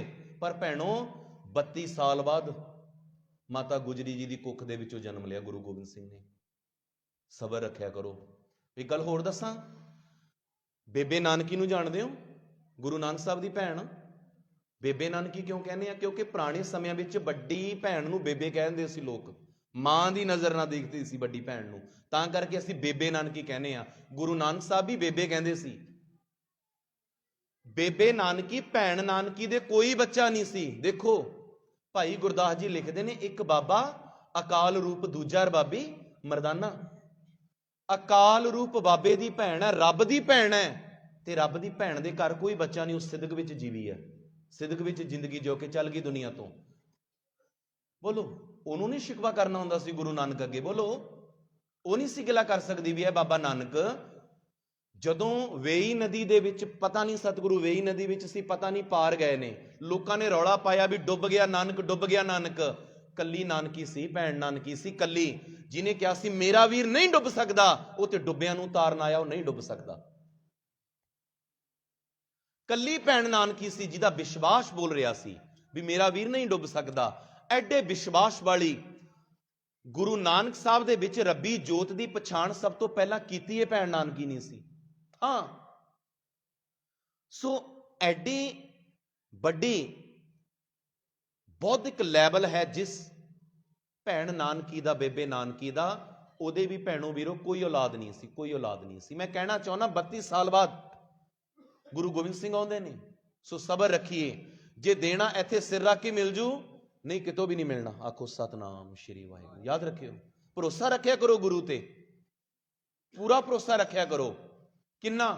ਜਿੰਨਾ ਤਾਰੂ ਸਿੰਘ ਨੂੰ ਸੀ, ਕਿੰਨਾ ਜਿੰਨਾ ਸਾਹਿਬਜ਼ਾਦਿਆਂ ਨੂੰ ਸੀ, ਕਿੰਨਾ ਜਿੰਨਾ ਬਾਬਾ ਬੰਦਾ ਸਿੰਘ ਬਹਾਦਰ ਨੂੰ ਸੀ, ਕਿੰਨਾ ਜਿੰਨਾ ਮਤੀ ਦਾਸ ਤੇ ਸਤੀ ਦਾਸ ਨੂੰ ਸੀ, ਕਿੰਨਾ ਜਿੰਨਾ ਭਾਈ ਦਿਆਲਾ ਜੀ ਨੂੰ ਸੀ। ਇੰਨਾ ਭਰੋਸਾ, ਇੰਨਾ ਭਰੋਸਾ। ਦੇਖੋ ਮਨਮਤਾਂ ਉਹ ਕਰਨ ਵੀਰੋ ਬਜ਼ੁਰਗੋ ਜਿਨ੍ਹਾਂ ਦੇ ਇਤਿਹਾਸ, ਜਿਨ੍ਹਾਂ ਦੇ ਮਿਥਿਹਾਸ ਦੇ ਵਿੱਚ ਹੀ ਐਦਾਂ ਦੀਆਂ ਗੱਲਾਂ ਨੇ ਵੀ ਸੂਰਜ ਹਨੂਮਾਨ ਨੇ ਮੂੰਹ ਚ ਪਾ ਲਿਆ, ਹਨਾ। ਗਣੇਸ਼ ਦੇ ਸਿਰ ਤੇ ਹਾਥੀ ਦਾ ਸਿਰ ਲਾ ਦਿੱਤਾ, ਪਾਰਵਤੀ ਨੇ ਗਣੇਸ਼ ਨੂੰ ਪਿੰਡੇ ਤੋਂ ਮੈਲ ਲਾ ਕੇ ਉਹਨੂੰ ਬੱਚਾ ਬਣਾ ਲਿਆ। ਜਿਨ੍ਹਾਂ ਦੇ ਮਿਥਿਹਾਸ ਦੇ ਵਿੱਚ, ਜਿਨ੍ਹਾਂ ਦੇ ਧਰਮ 'ਚ ਇਹ ਗੱਲਾਂ ਨੇ, ਉਹਨਾਂ ਨੂੰ ਮੁਬਾਰਕ। ਪਰ ਤੁਹਾਡੇ ਤੇ ਸਾਰਾ ਕੁਝ ਹੀ ਪ੍ਰੈਕਟੀਕਲ। ਆਖੋ ਸਤਨਾਮ ਸ਼੍ਰੀ ਵਾਹਿਗੁਰੂ। ਬੋਲੋ ਕਲਗੀ ਗੁਰੂ ਨਾਨਕ ਤੋਂ ਲੈ ਕੇ ਸਾਰੀਆਂ ਉਦਾਸੀਆਂ ਤੋਂ ਲੈ ਕੇ ਤੱਤੀ ਤਵੀ ਤੋਂ ਲੈ ਕੇ ਚਾਂਦਨੀ ਚੌਕ ਤੱਕ, ਸਰਹੰਦ ਤੱਕ, ਔ ਕੱਚੀ ਗੜੀ ਤੱਕ, ਔ ਦਿੱਲੀ ਦੇ ਚਾਂਦਨੀ ਚੌਕ ਤੱਕ, ਤੁਹਾਡੇ ਕੋਲੇ ਤੇ ਸਾਰਾ ਹੀ ਪ੍ਰੈਕਟੀਕਲ। ਆਖੋ ਸਤਨਾਮ ਸ਼੍ਰੀ ਵਾਹਿਗੁਰੂ। ਤੁਹਾਡੇ ਕੋਲੇ ਤੇ ਮਿਥਿਹਾਸ ਹੈ ਹੀ ਕੋਈ ਨਹੀਂ। ਬੋਲੋ ਅਗਰ ਤੁਸੀਂ ਗੂਗਲ ਦੇ ਉੱਪਰ ਜਾ ਕੇ, ਨੌਜਵਾਨੋ ਤੁਸੀਂ ਗੂਗਲ ਦੇ ਉੱਪਰ ਜਾ ਕੇ ਸਰਚ ਕਰੋ ਵੀ ਕੀ ਹਨੂਮਾਨ ਨੇ ਵਾਕਈ ਸੂਰਜ ਮੂੰਹ ਚ ਪਾਇਆ ਸੀ, ਗੂਗਲ ਕੋਈ ਆਨਸਰ ਨਹੀਂ ਦਿੰਦਾ। ਸਰਚ ਕਰਕੇ ਵੇਖ ਲਿਓ। ਅਗਰ ਤੁਸੀਂ ਭਰੋ ਬੈਟਲ ਆਫ ਚਮਕੌਰ, ਚਮਕੌਰ ਦੀ ਜੰਗ, ਤੁਹਾਨੂੰ ਸਾਰੀ ਡਿਟੇਲ ਆ ਜਾਏਗੀ ਵੀ 10 ਲੱਖ ਫੌਜ ਦਾ ਵਾਕਈ ਘੇਰਾ ਪਿਆ ਸੀ। ਕਿਵੇਂ? ਕਿਉਂਕਿ 17ਵੀਂ ਸਦੀ ਵਿੱਚ ਅੰਗਰੇਜ਼ ਭਾਰਤ ਆ ਗਏ ਸੀ ਜੀ। 17ਵੀਂ ਸਦੀ 'ਚ ਅੰਗਰੇਜ਼ ਭਾਰਤ ਆ ਗਏ ਸੀ। ਜਦੋਂ ਗੁਰੂ ਗੋਬਿੰਦ ਸਿੰਘ ਮਹਾਰਾਜ ਜੀ ਦੇ ਸੁੱਤੇ ਪਿਆਂ ਦੇ ਉੱਪਰ ਉਹਨੇ ਛੁਰਾ ਮਾਰਿਆ, ਇੱਕ ਵਜੀਦੇ ਦੇ ਭੇਜੇ ਹੋਏ ਬੰਦੇ ਨੇ, ਉਹ ਛੁਰੇ ਨੂੰ ਜ਼ਹਿਰ ਲੱਗਿਆ ਸੀ। ਇਤਿਹਾਸ ਦੇ ਵਿੱਚ ਲਿਖਿਆ, ਜਦੋਂ ਗੁਰੂ ਗੋਬਿੰਦ ਸਿੰਘ ਮਹਾਰਾਜ ਜੀ ਦੇ ਬੱਖੀ ਦੇ ਵਿੱਚ ਛੁਰਾ ਮਾਰਿਆ ਸੁੱਤੇ ਪਿਆਂ ਦੇ, ਨੰਦੇੜ ਦੀ ਧਰਤੀ ਦੇ ਉੱਪਰ ਉਹ ਛੁਰੇ ਨੂੰ ਜ਼ਹਿਰ ਲੱਗਿਆ ਸੀ। ਉਦੋਂ ਇੱਕ ਅੰਗਰੇਜ਼ ਡਾਕਟਰ ਨੇ ਵੀ ਟੰਕੇ ਲਾਏ ਸੀ ਮਹਾਰਾਜ ਜੀ ਦੇ ਆ ਕੇ। ਇਤਿਹਾਸ ਵਿੱਚ ਲਿਖਿਆ ਅੰਗਰੇਜ਼ ਡਾਕਟਰ ਨੇ ਟੰਕੇ ਲਾਏ ਸੀ ਤੇ ਉਹਨੇ ਇਹ ਵੀ ਕਹਿਤਾ ਸੀ, ਕਹਿੰਦਾ ਹੁਣ ਬਚਣਾ ਨਾਮੁਮਕਿਨ ਹੈ ਲਗਭਗ, ਕਿਉਂਕਿ ਜ਼ਹਿਰ ਸਾਰੀ ਬਾਡੀ 'ਚ ਫੈਲ ਚੁੱਕਿਆ। 17ਵੀਂ ਸਦੀ 'ਚ ਅੰਗਰੇਜ਼ ਆ ਗਏ ਸੀ ਲਗਭਗ ਉਦੋਂ, ਜਦੋਂ ਇਹ ਜੰਗਾਂ ਹੋਈਆਂ ਨੇ। ਲਗਭਗ ਥੋੜੀ ਬਹੁਤ ਆਮਦ ਹੋ ਗਈ ਸੀ। ਜਦੋਂ ਗੁਰੂ ਨਾਨਕ ਸਾਹਿਬ ਸੱਚੇ ਪਾਤਸ਼ਾਹ ਹਰਿਦੁਆਰ ਦੀ ਧਰਤੀ ਤੇ, ਇੱਕ ਸੁਣਨ ਵਾਲੀ ਗੱਲ ਦੱਸਦਾ ਮੈਂ ਜਿਹਦਾ ਐਵੀਡੈਂਸ ਵੀ ਅਵੇਲੇਬਲ ਆ ਸਾਡੇ ਕੋਲੇ, ਜਦੋਂ ਗੁਰੂ ਨਾਨਕ ਸਾਹਿਬ ਨੇ ਉਹ ਸੂਰਜ ਨੂੰ ਪਾਣੀ ਦਿੰਦੇ ਸੀ, ਮਹਾਰਾਜ ਨੇ ਆਪਣੇ ਖੇਤਾਂ ਨੂੰ ਪਾਣੀ ਦੇਣ ਦਾ ਉਹਨਾਂ ਦੇ ਸਾਹਮਣੇ ਇੱਕ ਯਤਨ ਕੀਤਾ, ਉਹਨਾਂ ਨੂੰ ਰਾਹ ਪਾਉਣ ਲਈ। ਉਦੋਂ ਇੱਕ ਫਰਾਂਸ ਦਾ ਅੰਗਰੇਜ਼ ਆਇਆ ਹੋਇਆ ਸੀ ਹਰਿਦੁਆਰ, ਫਰਾਂਸ ਦਾ ਉਦੋਂ ਹਰਿਦੁਆਰ ਦਾ ਮੇਲਾ ਵੇਖਣ। ਉਹਨੇ ਉਹ ਸਾਰੀ ਗੱਲ ਆਪਣੇ ਹੱਥੀਂ ਲਿਖੀ। ਸਰਦਾਰ ਅਤਿੰਦਰਪਾਲ ਸਿੰਘ ਜੀ ਖਾਲਿਸਤਾਨੀ, ਪਟਿਆਲੇ ਦੇ ਸਾਬਕਾ MP, ਫਰਾਂਸ ਜਾ ਕੇ ਉੱਥੋਂ ਦੇ ਲਿਟਰੇਚਰ ਦੇ ਵਿੱਚੋਂ ਉਹ ਉਹਨਾਂ ਦੀ ਸਾਰੀ ਉਹ ਜਿਹੜੀ ਹੈ ਲਿਖਤ ਉੱਥੋਂ ਲੈ ਕੇ ਆਏ ਨੇ, ਉਹਨਾਂ ਦੇ ਕੋਲ ਮੌਜੂਦ ਪਈ ਹੈ। ਤੁਸੀਂ ਉਹਨਾਂ ਦੀ ਸਾਈਟ ਤੇ ਜਾ ਕੇ ਵੇਖ ਸਕਦੇ ਹੋ, ਉਹਨਾਂ ਨੇ ਉਹ ਨੈਟ ਤੇ ਵੀ ਪਾ ਦਿੱਤੀ ਹੈ। ਗੁਰੂ ਨਾਨਕ ਸਾਹਿਬ ਰੋਮ ਗਏ ਇਟਲੀ ਦੇ ਵਿੱਚ, ਅੱਜ ਉੱਥੋਂ ਦੇ ਅੰਗਰੇਜ਼ਾਂ ਦੇ ਕੋਲ ਉਹ ਹਿਸਟਰੀ ਪਈ ਹੈ। ਅਸੀਂ ਦੁਬਈ ਕੀਰਤਨ ਕਰਨ ਗਏ। ਦੁਬਈ ਜਿਹੜੇ ਪਰਿਵਾਰ ਵਿੱਚ ਇੱਕ ਦਿਨ ਸਾਡਾ ਕੀਰਤਨ ਸੀ, ਅਸੀਂ ਡਿਨਰ ਕਰ ਰਹੇ ਸੀ ਬੈਠੇ ਉਹਨਾਂ ਦੇ ਡਾਈਨਿੰਗ ਟੇਬਲ ਤੇ, ਉਹ ਵੀ ਸਾਨੂੰ ਦੱਸ ਰਿਹਾ ਸੀ ਕਿ ਉਹ ਈਰਾਨ ਦੇ ਰਹਿਣ ਵਾਲੇ ਨੇ। ਕਹਿੰਦੇ ਸਾਡੇ ਬਜ਼ੁਰਗਾਂ ਨੇ ਸਿੱਖੀ ਗੁਰੂ ਨਾਨਕ ਸਾਹਿਬ ਤੋਂ ਲਈ ਸੀ ਜਦੋਂ ਗੁਰੂ ਨਾਨਕ ਸਾਹਿਬ ਈਰਾਨ ਆਏ ਸੀ। ਉਦੋਂ ਗੁਰੂ ਗੋਬਿੰਦ ਸਿੰਘ ਮਹਾਰਾਜ ਜੀ ਦੇ ਜੀਵਨ ਦੇ ਵਿੱਚ ਬਹੁਤ ਸਾਰੀਆਂ ਘਟਨਾਵਾਂ ਹੁੰਦੀਆਂ ਨੇ ਜੀ, ਬਹੁਤ ਸਾਰੀਆਂ। ਬਚਪਨ ਤੋਂ ਲੈ ਕੇ ਜਵਾਨੀ ਤੋਂ ਲੈ ਕੇ ਸਾਢੇ 42 ਸਾਲ ਦੀ ਤੇ ਉਮਰ ਮਹਾਰਾਜ ਭੋਗ ਕੇ ਗਏ ਨੇ ਸਾਰੀ। ਪਰ ਇਹਨਾਂ 42 ਦੇ ਵਿੱਚ ਉਹ ਅਜਿਹਾ ਕੁਝ ਕਰ ਗਏ, ਇੱਥੇ ਮੈਂ ਕਹਿੰਦਾ 150 ਸਾਲ ਦੇ ਹੋ ਕੇ ਵੀ ਮਰਦੇ ਨੇ ਲੋਕ, ਕੋਈ ਲਵੇ ਤਵੇ ਵੀ ਨਹੀਂ। ਆਖੋ ਸਤਨਾਮ ਸ਼੍ਰੀ। ਤੁਸੀਂ ਪੂਰੀ ਦੁਨੀਆ ਦੇ ਪੈਗੰਬਰਾਂ ਦੀ, ਗੁਰੂਆਂ ਦੀ, ਜਾਂ ਹਿੰਦੂ ਧਰਮ 'ਚ ਅਵਤਾਰ ਕਹਿ ਦਿੰਦੇ ਨੇ, ਸਾਡੇ ਅਵਤਾਰਵਾਦ ਨਹੀਂ ਹੈ ਜੀ ਸਿੱਖ ਧਰਮ 'ਚ, ਯਾਦ ਰੱਖਿਓ। ਅਵਤਾਰ ਸ਼ਬਦ ਤੁਹਾਡੇ ਲਈ ਨਹੀਂ ਬਣਿਆ। ਜਿੰਨੇ ਦੁਨੀਆ ਦੇ ਪੀਰ ਪੈਗੰਬਰ ਆਏ ਸਾਰੇ ਪੜ੍ਹ ਲਿਓ ਚੱਕ ਕੇ। ਉਸ ਤੋਂ ਬਾਅਦ ਕਲਗੀਧਰ ਪਾਤਸ਼ਾਹ ਜੀ ਨੂੰ ਵਾਚ ਲਿਓ, ਕੋਈ ਨੇੜੇ ਤੇੜੇ ਵੀ ਨਹੀਂ। ਆਖੋ ਸਤਨਾਮ ਸ਼੍ਰੀ ਵਾਹਿਗੁਰੂ। ਕੋਈ ਨੇੜੇ ਤੇੜੇ ਵੀ ਨਹੀਂ। ਕੋਈ ਏਦਾਂ ਦਾ ਬੱਚਾ ਨਹੀਂ ਕਿ 9 ਸਾਲ ਦੀ ਉਮਰ ਦੇ ਵਿੱਚ ਆਪਣੇ ਪਿਤਾ ਨੂੰ ਕਹਿ ਦੇ ਕਿ ਸਤਿਗੁਰੂ ਤੁਹਾਡੇ ਜਾਣ ਨਾਲ ਹੀ ਠੱਲ ਪੈਣੀ। ਆਖੋ ਸਤਨਾਮ ਸ਼੍ਰੀ ਵਾਹਿਗੁਰੂ। ਇਹ ਗੁਰੂ ਤੇਗ ਬਹਾਦਰ ਮਹਾਰਾਜ ਸਾਹਿਬ ਸੱਚੇ ਪਾਤਸ਼ਾਹ 9 ਸਾਲ ਦੀ ਉਮਰ ਹੈ, 1666 ਚ ਪ੍ਰਕਾਸ਼ ਹੁੰਦਾ ਹੈ ਮਹਾਰਾਜ ਜੀ ਦਾ। 1675 ਚ ਸ਼ਹੀਦੀ ਹੁੰਦੀ ਹੈ ਗੁਰੂ ਤੇਗ ਬਹਾਦਰ ਜੀ ਦੀ, ਤੇ 1699 ਦੇ ਵਿੱਚ ਪਾਤਸ਼ਾਹ ਜੀ ਆਨੰਦਪੁਰ ਸਾਹਿਬ ਦੀ ਧਰਤੀ ਦੇ ਉੱਪਰ ਖਾਲਸਾ ਪੰਥ ਦੀ ਸਾਜਨਾ ਕਰਦੇ ਨੇ। 1705 ਦੇ ਵਿੱਚ 1704-5 ਦੇ ਵਿੱਚ ਸਾਹਿਬਜ਼ਾਦਿਆਂ ਦੀ ਸ਼ਹਾਦਤ ਹੁੰਦੀ ਹੈ। 1708 ਦੇ ਵਿੱਚ ਗੁਰੂ ਪਿਤਾ ਜੀ ਦੀ ਸ਼ਹਾਦਤ ਹੁੰਦੀ ਹੈ। ਸੋ ਇਹ 42 ਦਾ ਜਿਹੜਾ ਸਮਾਂ ਬਣਦਾ, ਲਗਭਗ 42 ਸਾਲ ਦਾ, ਉਸ 42 ਸਾਲ ਦੇ ਵਿੱਚ ਪਾਤਸ਼ਾਹ ਜੀ ਨੇ ਉਹ ਕੌਤਕ ਵਰਤਾਤੇ, ਉਹ ਖੇਡਾਂ ਵਰਤਾਤੀਆਂ ਜਿਹੜਾ ਕੋਈ ਨਹੀਂ ਵਰਤਾ ਸਕਿਆ। ਆਖੋ ਸਤਨਾਮ ਸ਼੍ਰੀ ਵਾਹਿਗੁਰੂ। ਨਾ ਵਰਤਾ ਸਕਿਆ ਤੇ ਨਾ ਵਰਤਾ ਸਕੇਗਾ।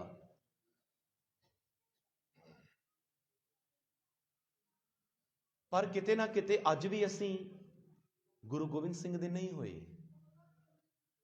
ਅੱਜ ਵੀ ਅਸੀਂ ਗੁਰੂ ਗੋਬਿੰਦ ਸਿੰਘ ਜੀ ਦੇ ਸਿਧਾਂਤ ਤੋਂ ਬਹੁਤ ਦੂਰ ਹਾਂ। ਅੱਜ ਵੀ ਅਸੀਂ ਗੁਰੂ ਗੋਬਿੰਦ ਸਿੰਘ ਜੀ ਦੇ ਪੁੱਤ ਨਹੀਂ ਬਣ ਸਕੇ।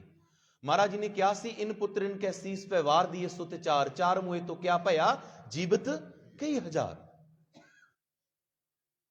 ਅੱਜ ਅਸੀਂ ਸ਼ਾਇਦ ਕਰੋੜਾਂ ਚ ਹੋਵਾਂਗੇ, ਪਰ ਹਾਂ ਸੈਂਕੜਿਆਂ ਵਿੱਚ ਵੀ ਨਹੀਂ ਸ਼ਾਇਦ,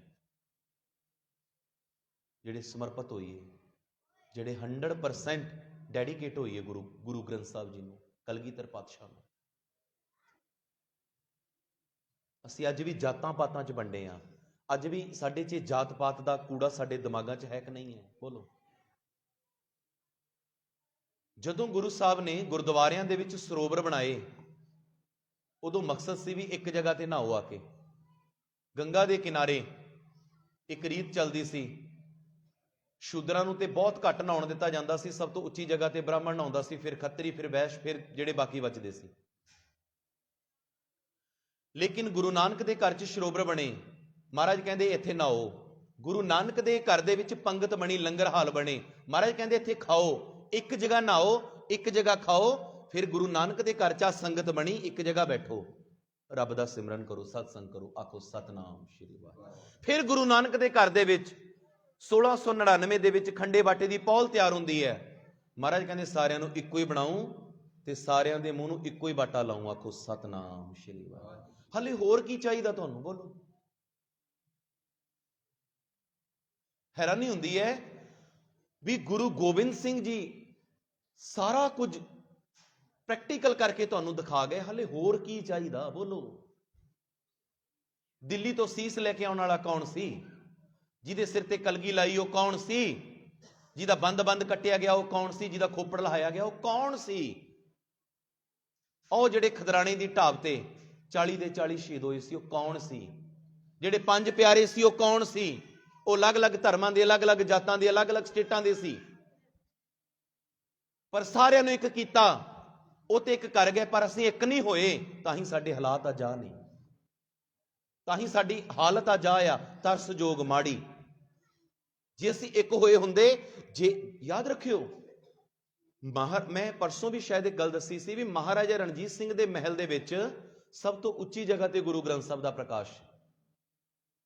ਜਦੋਂ ਜੰਗਾਂ ਜੁੱਧਾਂ ਤੇ ਉਹਨੇ ਜਾਣਾ ਸੀ, ਮੱਥਾ ਟੇਕ ਕੇ ਜਾਂਦਾ ਸੀ ਵੀ ਸਤਿਗੁਰੂ ਤੁਸੀਂ ਹੋ ਜੋ ਕੁਛ ਹੋ, ਮੈਂ ਤੇ ਕੁਛ ਨਹੀਂ, ਮੈਂ ਤੇ ਕਾਖਾਂ, ਮੇਰੀ ਫਤਿਹ ਤੁਸੀਂ ਇਹ ਕਰਾਉਣੀ ਹੈ, ਮੈਨੂੰ ਕੁਛ ਨਹੀਂ ਆਉਂਦਾ। ਆਖੋ ਸਤਨਾਮ ਸ਼੍ਰੀ ਵਾਹਿਗੁਰੂ। ਮੇਰੀ ਕੀ ਔਕਾਤ ਆ ਮੈਂ ਜਿੱਤ ਜਾ? ਮੈਨੂੰ ਜਿਤਾਉਣ ਵਾਲੇ ਵੀ ਤੁਸੀਂ, ਮੈਨੂੰ ਲੜਾਉਣ ਵਾਲੇ ਵੀ ਤੁਸੀਂ, ਮੈਂ ਜੋ ਆ ਮੈਨੂੰ ਬਣਾਉਣ ਵਾਲੇ ਵੀ ਤੁਸੀਂ। ਆਖੋ ਸਤਨਾਮ ਸ਼੍ਰੀ ਵਾਹਿਗੁਰੂ।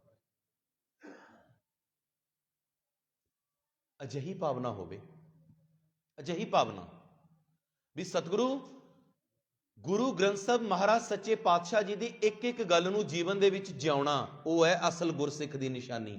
ਆਖੋ ਸਤਨਾਮ ਸ਼੍ਰੀ ਵਾਹਿਗੁਰੂ। ਹੁਣ ਗੁਰੂ ਗ੍ਰੰਥ ਸਾਹਿਬ ਕਹਿੰਦੇ ਨੇ ਵੀ ਆਹ ਨਹੀਂ ਕਰਨਾ ਤੇ ਉਹ ਕਰ ਰਹੇ ਆ, ਫਿਰ ਵਿਖਾਵੇ ਦੇ ਹੋਵਾਂਗੇ, ਅਸਲੇ ਦੇ ਨਹੀਂ ਜੀ। ਆਖੋ ਸਤਨਾਮ ਸ਼੍ਰੀ ਵਾਹਿਗੁਰੂ। ਯਾਦ ਰੱਖਿਓ। ਹੁਣ ਉਧਰੋਂ ਦਰਬਾਰ ਸਜਿਆ ਗੁਰੂ ਗੋਬਿੰਦ ਸਿੰਘ ਜੀ ਦਾ ਆਨੰਦਪੁਰ ਸਾਹਿਬ ਦੇ ਵਿੱਚ। ਇੱਕ ਕਵੀ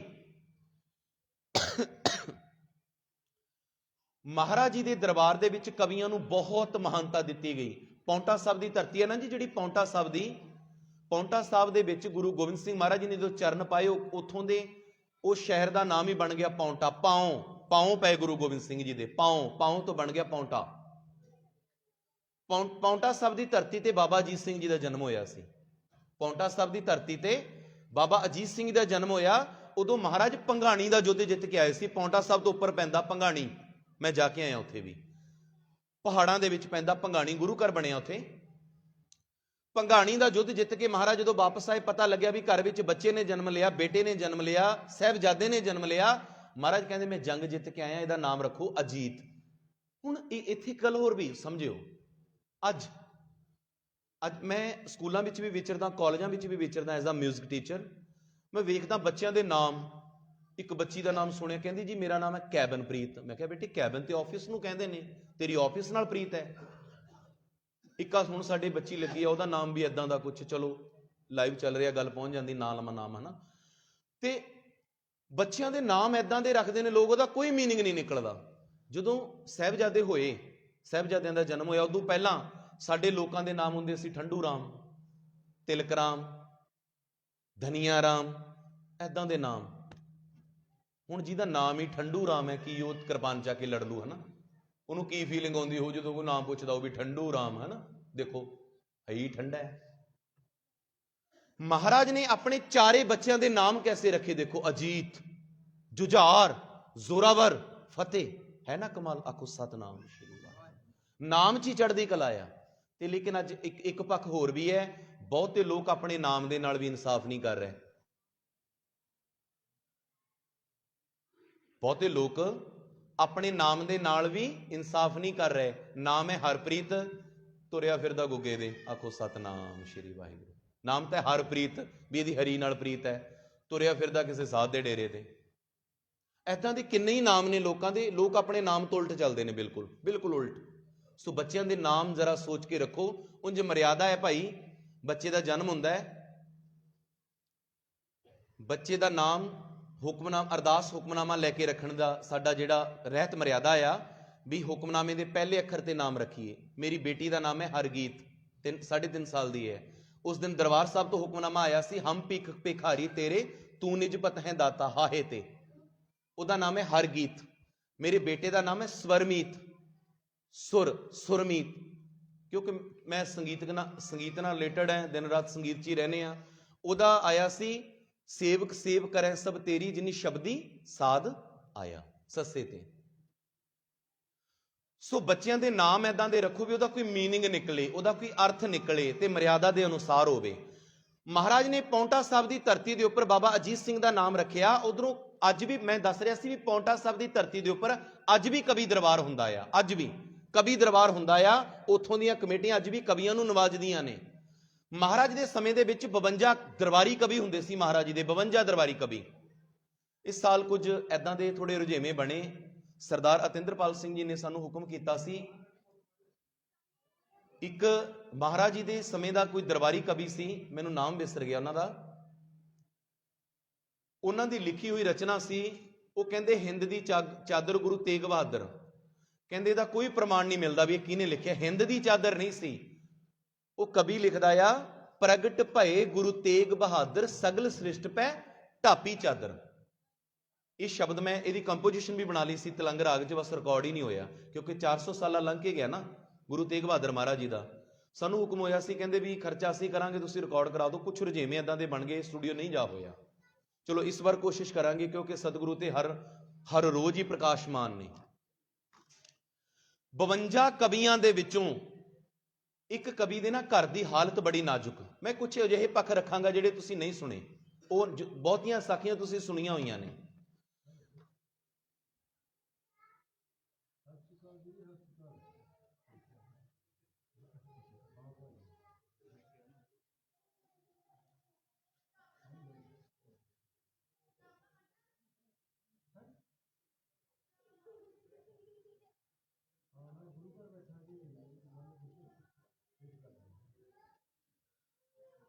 ਬਵੰਜਾ ਕਵੀਆਂ ਦੇ ਵਿੱਚੋਂ ਇੱਕ ਕਵੀ ਦੇ ਘਰ ਦੀ ਹਾਲਤ ਨਾਜ਼ੁਕ ਸੀ, ਗਰੀਬੀ। ਉਹਦੀ ਘਰ ਵਾਲੀ ਵੀ ਉਹਨੂੰ ਮਿਹਣੇ ਮੁਹਣੇ ਮਾਰਨ ਲੱਗੀ ਵੀ ਕੋਈ ਹੋਰ ਕੰਮ ਕਰ ਲੈ, ਕਵਿਤਾਵਾਂ ਲਿਖਦਾ। ਤੇ ਗੁਰੂ ਸਾਹਿਬ ਨੂੰ ਸੁਣਾਇਆ ਉਹਨਾਂ, ਠੀਕ ਹੈ ਭਜਨ ਬੰਦਗੀ ਆਪਣੀ ਜਗ੍ਹਾ, ਬੱਚਿਆਂ ਨੂੰ ਕੀ ਖਵਾਵਾਂ। ਹੁਣ ਗੁਰੂ ਸਾਹਿਬ ਤੇ ਅੰਤਰਜਾਮੀ ਨੇ। ਕੁਝ ਦਿਨਾਂ ਬਾਅਦ ਮਹਾਰਾਜ ਉਹਨੂੰ ਦੀਵਾਨ ਚੋਂ ਦਾ ਨਾਮ ਲੈ ਕੇ ਉਹਨੂੰ ਖੜਾ ਕੀਤਾ, ਖੜਾ ਹੋ ਗਿਆ। ਮਹਾਰਾਜ ਕਹਿੰਦੇ ਸੁਣਿਆ ਤੇਰੀ ਮਾਲੀ ਹਾਲਤ ਠੀਕ ਨਹੀਂ। ਕਹਿੰਦਾ ਸਤਿਗੁਰੂ ਬਿਲਕੁਲ ਸਹੀ ਸੁਣਿਆ ਤੁਸੀਂ। ਮਹਾਰਾਜ ਕਹਿੰਦੇ ਸਿੰਘੋ ਐਂ ਕਰੋ, ਉਹਨੂੰ ਹੱਥ ਹੀ ਦੇ ਦਿਓ। ਉਹ ਹੱਥ ਜੋੜ ਕੇ ਖੜ ਗਿਆ, ਤਰਲਾ ਪਾਉਣ ਲੱਗਿਆ, ਕਹਿੰਦਾ ਮਹਾਰਾਜ ਆਪ ਦਾ ਢਿੱਡ ਭਰਦਾ ਨਹੀਂ, ਇਹਦਾ ਕਿੱਥੇ ਭਰ ਦੂੰ। ਆਖੋ ਸਤਨਾਮ ਸ਼੍ਰੀ ਵਾਹਿਗੁਰੂ। ਮਹਾਰਾਜ ਮੇਰਾ ਆਪਦਾ ਢਿੱਡ ਨਹੀਂ ਭਰਦਾ, ਇਹਦੇ ਤੇ ਲੱਗੇ ਹੀ ਬਹੁਤ ਵੱਡਾ, ਇਹਦਾ ਕਿੱਥੇ ਭਰ ਦੂੰ। ਮਹਾਰਾਜ ਕਹਿੰਦੇ ਪੂਰੀ ਗੱਲ ਸੁਣ, ਤੈਨੂੰ ਕੱਲਾ ਹਾਥੀ ਨਹੀਂ, ਹਾਥੀ ਤੈਨੂੰ ਦਾਤਾਂ ਨਾ ਭਰ ਕੇ ਦਿਆਂਗੇ। ਆਖੋ ਸਤਨਾਮ ਸ਼੍ਰੀ ਵਾਹਿਗੁਰੂ। ਉਹ ਕਵੀ ਮਹਾਰਾਜ ਜੀ ਦਾ ਜਦੋਂ ਅਨੰਦਪੁਰ ਸਾਹਿਬ ਤੋਂ ਨਿਕਲਿਆ, ਹਾਥੀ ਦੇ ਉੱਪਰ ਬੈਠਾ ਆ, ਹਾਥੀ ਪੂਰਾ ਲੱਦਤਾ ਸਮਾਨ ਨਾਲ, ਜਿਹਦੇ ਵਿੱਚ ਪੈਸਾ ਧੇਲਾ ਵੀ, ਮੋਹਰਾਂ ਵਗੈਰਾ ਵੀ, ਰਾਸ਼ਨ ਵੀ, ਹੋਰ ਪਤਾ ਨਹੀਂ ਕੀ ਕੀ ਮਹਾਰਾਜ ਸੱਚੇ ਪਾਤਸ਼ਾਹ ਜੀ ਨੇ ਸੌਗਾਤਾਂ ਬਖਸ਼ ਦਿੱਤੀਆਂ ਉਹਨੂੰ। ਤੇ ਉਹ ਹਾਥੀ ਦੇ ਉੱਪਰ ਬੈਠਾ ਰੌਲਾ ਪਾਉਂਦਾ ਜਾਵੇ ਵੀ ਦੇਖੋ ਗੁਰੂ ਗੋਬਿੰਦ ਸਿੰਘ ਜੀ ਦੇ ਦਰਬਾਰ ਦਾ ਕਵੀ ਜਾ ਰਿਹਾ। ਆਖੋ ਸਤਨਾਮ ਸ਼੍ਰੀ ਵਾਹਿਗੁਰੂ। ਗੁਰੂ ਗੋਬਿੰਦ ਸਿੰਘ ਜੀ ਦੇ ਦਰਬਾਰ ਦਾ ਕਵੀ ਜਾ ਰਿਹਾ। ਦੇਖੋ ਕਵੀਆਂ ਨੂੰ ਕਿੰਨੀ ਮਹਾਨਤਾ ਦਿੱਤੀ ਮਹਾਰਾਜ ਨੇ।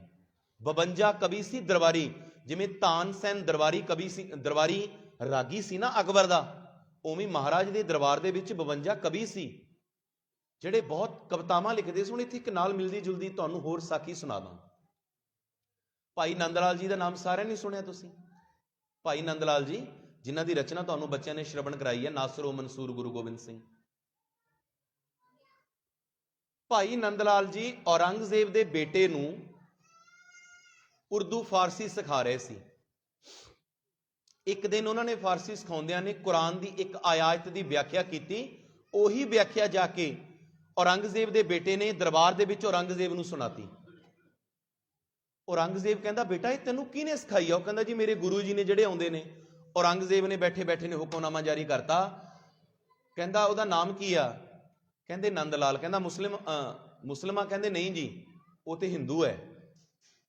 ਔਰੰਗਜ਼ੇਬ ਕਹਿੰਦਾ ਹੋਰ ਕਿਸੇ ਨੂੰ ਮੁਸਲਮਾਨ ਬਣਾਓ ਨਾ ਬਣਾਓ, ਇਹਨੂੰ ਜ਼ਰੂਰ ਬਣਾਓ। ਕਹਿੰਦਾ ਇਹ ਤੇ ਫਾਰਸੀ ਦੀ ਪਕੜ ਬਹੁਤ ਹੈ, ਵਿਦਵਾਨ ਬੜਾ ਫਾਰਸੀ ਦਾ, ਇਹਨੂੰ ਮੁਸਲਮਾਨ ਬਣਾਓ, ਕੰਮ ਆਊ ਆਪਣੇ, ਇਹ ਕੰਮ ਆਏਗਾ, ਇਹਨੂੰ ਬਣਾਓ ਮੁਸਲਮਾਨ। ਉਸੇ ਸ਼ਾਮ ਹੀ ਜਾ ਕੇ ਆਪਣੇ ਗੁਰੂ ਨੂੰ ਔਰੰਗਜ਼ੇਬ ਦੇ ਬੇਟੇ ਭਾਈ ਨੰਦ ਲਾਲ ਜੀ ਨੂੰ ਦੱਸਤਾ ਵੀ ਤੈਨੂੰ ਕੱਲ ਨੂੰ ਮੁਸਲਮਾਨ ਬਣਾਉਣਗੇ ਇਹ, ਤੂੰ ਨਿਕਲ ਲਾ। ਉਹ ਘਰੇ ਗਿਆ, ਘਰ ਵਾਲੀ ਨੂੰ ਜਾ ਕੇ ਉਹਨੇ ਦੁੱਖੜਾ ਦੱਸਿਆ। ਉਹਦੀ ਘਰ ਵਾਲੀ ਕਹਿੰਦੀ ਇਸ ਧਰਤੀ ਦੇ ਉੱਪਰ ਇੱਕੋ ਹੀ ਜਗ੍ਹਾ ਜਿੱਥੇ ਤੈਨੂੰ ਔਰੰਗਜ਼ੇਬ ਦੇ ਪ੍ਰਕੋਪ ਤੋਂ, ਔਰੰਗਜ਼ੇਬ ਦੇ ਜ਼ੁਲਮ ਤੋਂ, ਔਰੰਗਜ਼ੇਬ ਦੇ ਡਰ ਤੋਂ ਕੋਈ ਬਚਾ ਸਕਦਾ ਹੈ। ਉਹ ਕਹਿੰਦਾ ਕਿਹੜੀ? ਕਹਿੰਦੀ ਆਨੰਦਪੁਰ ਵਾਲਾ ਗੁਰੂ। ਕੌਣ? ਆਨੰਦਪੁਰ ਵਾਲਾ ਗੁਰੂ। ਆਨੰਦਪੁਰ ਦਾ ਨਾਮ ਸੀ ਮਾਖੋਵਾਲ, ਫਿਰ ਉਹਦਾ ਨਾਮ ਪਿਆ ਚੱਕ ਨਾਨਕੀ। ਜਦੋਂ ਗੁਰੂ ਤੇਗ ਬਹਾਦਰ ਮਹਾਰਾਜ ਜੀ ਨੇ ਨਗਰ ਵਸਾਇਆ ਚੱਕ ਨਾਨਕੀ, ਤੇ ਫਿਰ ਜਦੋਂ ਗੁਰੂ ਗੋਬਿੰਦ ਸਿੰਘ ਮਹਾਰਾਜ ਇੱਥੇ ਆਏ, ਮਹਾਰਾਜ ਜੀ ਨੇ ਇਹਦਾ ਨਾਮ ਰੱਖਿਆ ਆਨੰਦਪੁਰ ਸਾਹਿਬ। ਆਨੰਦਾਂ ਦੀ ਪੂਰੀ, ਖਾਲਸੇ ਦੀ ਜਨਮ ਭੂਮੀ, ਖਾਲਸੇ ਦਾ ਕੇਂਦਰੀ ਸਥਾਨ। ਆਖੋ ਸਤਨਾਮ ਸ਼੍ਰੀ ਵਾਹਿਗੁਰੂ। 5 ਕਿਲੇ ਮਹਾਰਾਜ ਨੇ ਆਨੰਦਪੁਰ ਸਾਹਿਬ ਦੀ ਧਰਤੀ ਤੇ ਬਣਾਏ ਸੀ। ਉੱਥੋਂ ਉਹਨਾਂ ਨੇ ਜੋ ਵੀ ਜਲਦੀ ਜਲਦੀ ਚ ਇਕੱਠਾ ਹੋਇਆ, ਉਸੇ ਰਾਤ ਹੀ ਆਪਣੇ ਬੱਚਿਆਂ ਤੇ ਆਪਣੀ ਘਰਵਾਲੀ ਨੂੰ ਲੈ ਕੇ ਭਾਈ ਨੰਦ ਲਾਲ ਆਨੰਦਪੁਰ ਸਾਹਿਬ ਲਈ ਨਿਕਲੇ। ਕੁਝ ਦਿਨਾਂ ਬਾਅਦ ਆਨੰਦਪੁਰ ਸਾਹਿਬ ਪਹੁੰਚੇ। ਹੁਣ ਜਦੋਂ ਉਹਨੇ ਆ ਕੇ ਭਾਈ ਨੰਦ ਲਾਲ ਨੇ, ਕਿਉਂਕਿ ਹਿਰਦਾ ਸ਼ੁੱਧ ਸੀ, ਬਿਲਕੁਲ ਪਵਿੱਤਰ ਹਿਰਦਾ, ਉਹਨੇ ਜਦੋਂ ਗੁਰੂ ਗੋਬਿੰਦ ਸਿੰਘ ਨੂੰ ਦੇਖਿਆ, ਪਾਤਸ਼ਾਹ ਕਲਗੀਧਰ ਜੀ ਨੂੰ ਦੇਖਿਆ, ਉਹ ਤਾਂ ਪ੍ਰੇਮ ਦੇ ਵਿੱਚ ਭਿੱਜ ਗਿਆ, ਬਿਲਕੁਲ ਐਨ ਜੁੜ ਗਿਆ ਗੁਰੂ ਗੋਬਿੰਦ ਸਿੰਘ ਜੀ ਨੂੰ ਦੇਖ ਕੇ। ਬਸ ਗੁਰੂ ਗੋਬਿੰਦ ਸਿੰਘ ਦਾ ਹੀ ਹੋ ਕੇ ਰਹਿ ਗਿਆ ਬਸ। ਉਸ ਤੋਂ ਬਾਅਦ ਉਹ ਸੇਵਾ ਕਰਦਾ, ਕਲਮ ਚੱਕਦਾ ਤੇ ਗੁਰੂ ਗੋਬਿੰਦ ਸਿੰਘ ਜੀ ਬਾਰੇ ਲਿਖੀ ਜਾਂਦਾ, ਲਿਖੀ ਗਿਆ। ਕਈ ਮਹੀਨੇ ਲੰਘ ਗਏ। ਹੁਣ ਜਾਣਦੇ ਤੇ ਗੁਰੂ ਗੋਬਿੰਦ ਸਿੰਘ ਵੀ ਸੀ ਵੀ ਮੇਰੇ ਪਿਆਰ ਦੇ ਵਿੱਚ ਕੋਈ ਬਹੁਤ ਭਿੱਜ ਕੇ ਕਵਿਤਾਵਾਂ ਲਿਖ ਰਿਹਾ। ਉਹਨੇ ਕਲਗੀ ਤੇ ਕਿੰਨਾ ਕੁਝ ਲਿਖ ਦਿੱਤਾ, ਉਹਨੇ ਗੁਰੂ ਗੋਬਿੰਦ ਸਿੰਘ ਜੀ ਦੇ ਬਾਜ ਤੇ ਕਿੰਨਾ ਕੁਝ ਲਿਖ ਦਿੱਤਾ। ਹੁਣ ਬਾਜ ਤੇ ਰੁਕ ਜੀ ਥੋੜਾ ਜਿਹਾ। ਗੁਰੂ ਗੋਬਿੰਦ ਸਿੰਘ ਜੀ ਨੇ ਬਾਜ ਕਿਉਂ ਰੱਖਿਆ? ਮੈਂ ਕੁਝ ਅਜਿਹੇ ਪੱਖ ਤੁਹਾਡੇ ਸਾਹਮਣੇ ਰੱਖਾਂਗਾ ਜਿਹੜੇ ਤੁਸੀਂ ਨਹੀਂ ਸ਼ਾਇਦ ਸੁਣੇ। ਹੋ ਸਕਦਾ ਕੁਝ ਜਾਗਰੂਕ ਗੁਰਸਿੱਖ ਵੀ ਬੈਠੇ ਹੋਣ, ਸੁਣੇ ਹੋਣ। ਬਾਜ ਗੁਰੂ ਗੋਬਿੰਦ ਸਿੰਘ ਜੀ ਨੇ ਨਹੀਂ ਰੱਖਿਆ ਸੀ, ਬਾਜ 6ਵੇਂ ਪਾਤਸ਼ਾਹ ਜੀ ਨੇ ਰੱਖਿਆ ਸੀ ਜੀ। 6ਵੇਂ ਪਾਤਸ਼ਾਹ ਜੀ ਕੋਲ ਸੀ ਭੂਰੇ ਜਿਹੇ ਰੰਗ ਦਾ ਬਾਜ। 7ਵੇਂ ਕੋਲ ਵੀ ਸੀ, 7ਵੇਂ ਪਾਤਸ਼ਾਹ ਕੋਲ, 8ਵੇਂ ਪਾਤਸ਼ਾਹ ਕੋਲ, 9ਵੇਂ ਪਾਤਸ਼ਾਹ ਕੋਲ ਵੀ ਬਾਜ ਹੋਣ ਦੇ ਕੁਝ ਇਤਿਹਾਸਕ ਪ੍ਰਮਾਣ ਮਿਲਦੇ ਹਨ। ਆਖੋ ਸਤਨਾਮ ਸ਼੍ਰੀ ਵਾਹਿਗੁਰੂ। ਪਰ ਗੁਰੂ ਗੋਬਿੰਦ ਸਿੰਘ ਜੀ ਨੇ ਜਿਹੜਾ ਬਾਜ ਰੱਖਿਆ ਸੀ ਉਹ ਸੀ ਚਿੱਟਾ ਬਾਜ। ਚਿੱਟਾ ਬਾਜ ਬਾਕੀ ਬਾਜਾਂ ਦੀਆਂ ਪ੍ਰਜਾਤੀਆਂ ਦੇ ਵਿੱਚੋਂ ਸਭ ਤੋਂ ਸ੍ਰੇਸ਼ਟ ਪ੍ਰਜਾਤੀ ਹੈ। ਆਮ ਠੰਡ ਵਿੱਚ ਮਿਲਦਾ ਹੈ, ਠੰਡੇ ਇਲਾਕਿਆਂ 'ਚ। ਉਸ ਬਾਜ ਦੀ ਖੂਬੀਆਂ ਦੂਜੇ ਬਾਜਾਂ ਨਾਲੋਂ ਜ਼ਿਆਦਾ ਨੇ। ਕੀ ਖੂਬੀਆਂ ਨੇ? ਇੱਕ ਤਾਂ ਬਾਜ ਝੁੰਡਾਂ ਵਿੱਚ ਨਹੀਂ ਰਹਿੰਦਾ, ਤੇ ਖਾਲਸਾ ਵੀ ਝੁੰਡ ਬਣਾ ਕੇ ਨਹੀਂ ਰਹਿੰਦਾ। 1.25 ਲੱਖ ਸੇ ਏਕ ਲੜਾਊਂ, ਤਬੇ ਗੋਬਿੰਦ ਸਿੰਘ ਨਾਮ ਕਹਾਊਂ। ਇੱਕੋ ਹੀ ਵਾਧੂ ਹੈ। ਆਖੋ ਸਤਨਾਮ ਸ਼੍ਰੀ ਵਾਹਿਗੁਰੂ। ਜੇ ਕੱਲਾ ਵੀ ਹੈ ਨਾ ਕਿਤੇ, ਵਿੱਚ ਹਜ਼ਾਰਾਂ ਦਿਖ ਪੈਂਦਾ, ਕੱਲਾ ਸਰਦਾਰ ਖੜਾ। ਆਖੋ ਸਤਨਾਮ ਸ਼੍ਰੀ ਵਾਹਿਗੁਰੂ। ਹੁਣ ਕੋਨੇ ਮੋਨਿਆਂ ਦੇ ਵਿੱਚ ਜਾਂ ਟੋਪੀ ਵਾਲਿਆਂ ਦੇ ਵਿੱਚ ਕੋਈ ਸੋਹਣੀ ਜਿਹੀ ਦਸਤਾਰ ਵਾਲਾ ਖੜਾ ਦਿਓ, ਤੁਸੀਂ ਹਜ਼ਾਰਾਂ ਵਿੱਚ ਕੱਲਾ ਦਿਖ ਪੈਂਦਾ ਹੈ। ਆਖੋ ਸਤਨਾਮ ਸ਼੍ਰੀ ਵਾਹਿਗੁਰੂ। ਬਾਜ ਝੁੰਡਾਂ ਵਿੱਚ ਨਹੀਂ ਰਹਿੰਦਾ, ਕੱਲਾ ਰਹਿੰਦਾ, ਬਿਲਕੁਲ ਕੱਲਾ। ਦੂਜਾ, ਬਾਜ ਜਿੰਨੇ ਵੀ ਧਰਤੀ ਦੇ ਉੱਪਰ ਪੰਛੀ ਨੇ ਸਾਰਿਆਂ ਤੋਂ ਉੱਚੀ ਉਡਾਰੀ ਬਾਜ ਦੀ ਹੁੰਦੀ ਹੈ। ਆਖੋ ਸਤਨਾਮ ਸ਼੍ਰੀ ਵਾਹਿਗੁਰੂ। ਮਹਾਰਾਜ ਕਹਿੰਦੇ ਧਰਤੀ ਤੇ ਜਿੰਨੇ ਪ੍ਰਾਣੀ ਨੇ ਸਭ ਤੋਂ ਉੱਚਾ ਬੌਧਿਕ ਲੈਵਲ ਮੇਰੇ ਸਿੱਖ ਦਾ ਹੋਏਗਾ। ਆਖੋ ਸਤਨਾਮ ਸ਼੍ਰੀ ਵਾਹਿਗੁਰੂ। ਸਭ ਤੋਂ ਉੱਚੀ ਉਡਾਰੀ ਬੌਧਿਕ ਪੱਧਰ ਤੇ ਮੇਰੇ ਸਿੱਖ ਦੀ ਹੋਏਗੀ, ਸਭ ਤੋਂ ਉੱਚੀ ਉਡਾਰੀ ਮੇਰਾ ਸਿੱਖ ਮਾਰੇਗਾ। ਆਖੋ ਸਤਨਾਮ ਸ਼੍ਰੀ ਵਾਹਿਗੁਰੂ। ਦੂਜੀ ਗੱਲ, ਆਪਣੀ ਸ਼ਿਕਾਰ ਨੂੰ ਇੰਨੀ ਇਕਾਗਰਤਾ ਨਾਲ ਵੇਖਣਾ, ਕਹਿੰਦੇ ਕਈ ਕਿਲੋਮੀਟਰ ਤੋਂ ਦੇਖ ਲੈਂਦਾ ਆ, ਔਰ ਫਿਰ ਦੇਖ ਕੇ ਅਟੈਕ ਕਰਨ ਦੀ ਸਮਰੱਥਾ ਸਰਦਾਰ ਅਤਿੰਦਰਪਾਲ ਸਿੰਘ ਜੀ ਨੇ ਦੱਸੀ ਹੈ। ਕਹਿੰਦੇ ਮਨੁੱਖ ਦੀ ਆਪਣੇ ਸ਼ਿਕਾਰੀ ਤੇ ਅਟੈਕ ਕਰਨ ਦੀ ਸਮਰੱਥਾ, ਜਾਂ ਉਹਨੂੰ ਵੇਖਣ ਦੀ, ਜਾਂ ਉਤੇ ਇਕਾਗਰਤਾ ਬਣਾਉਣ ਦੀ 2 ਲੱਖ mm ਹੈ, ਪਰ ਬਾਜ ਦੀ 10 ਲੱਖ mm ਹੈ। ਕਿੰਨੀ ਜ਼ਿਆਦਾ ਆ ਬੰਦੇ ਤੋਂ। ਦੇਖੋ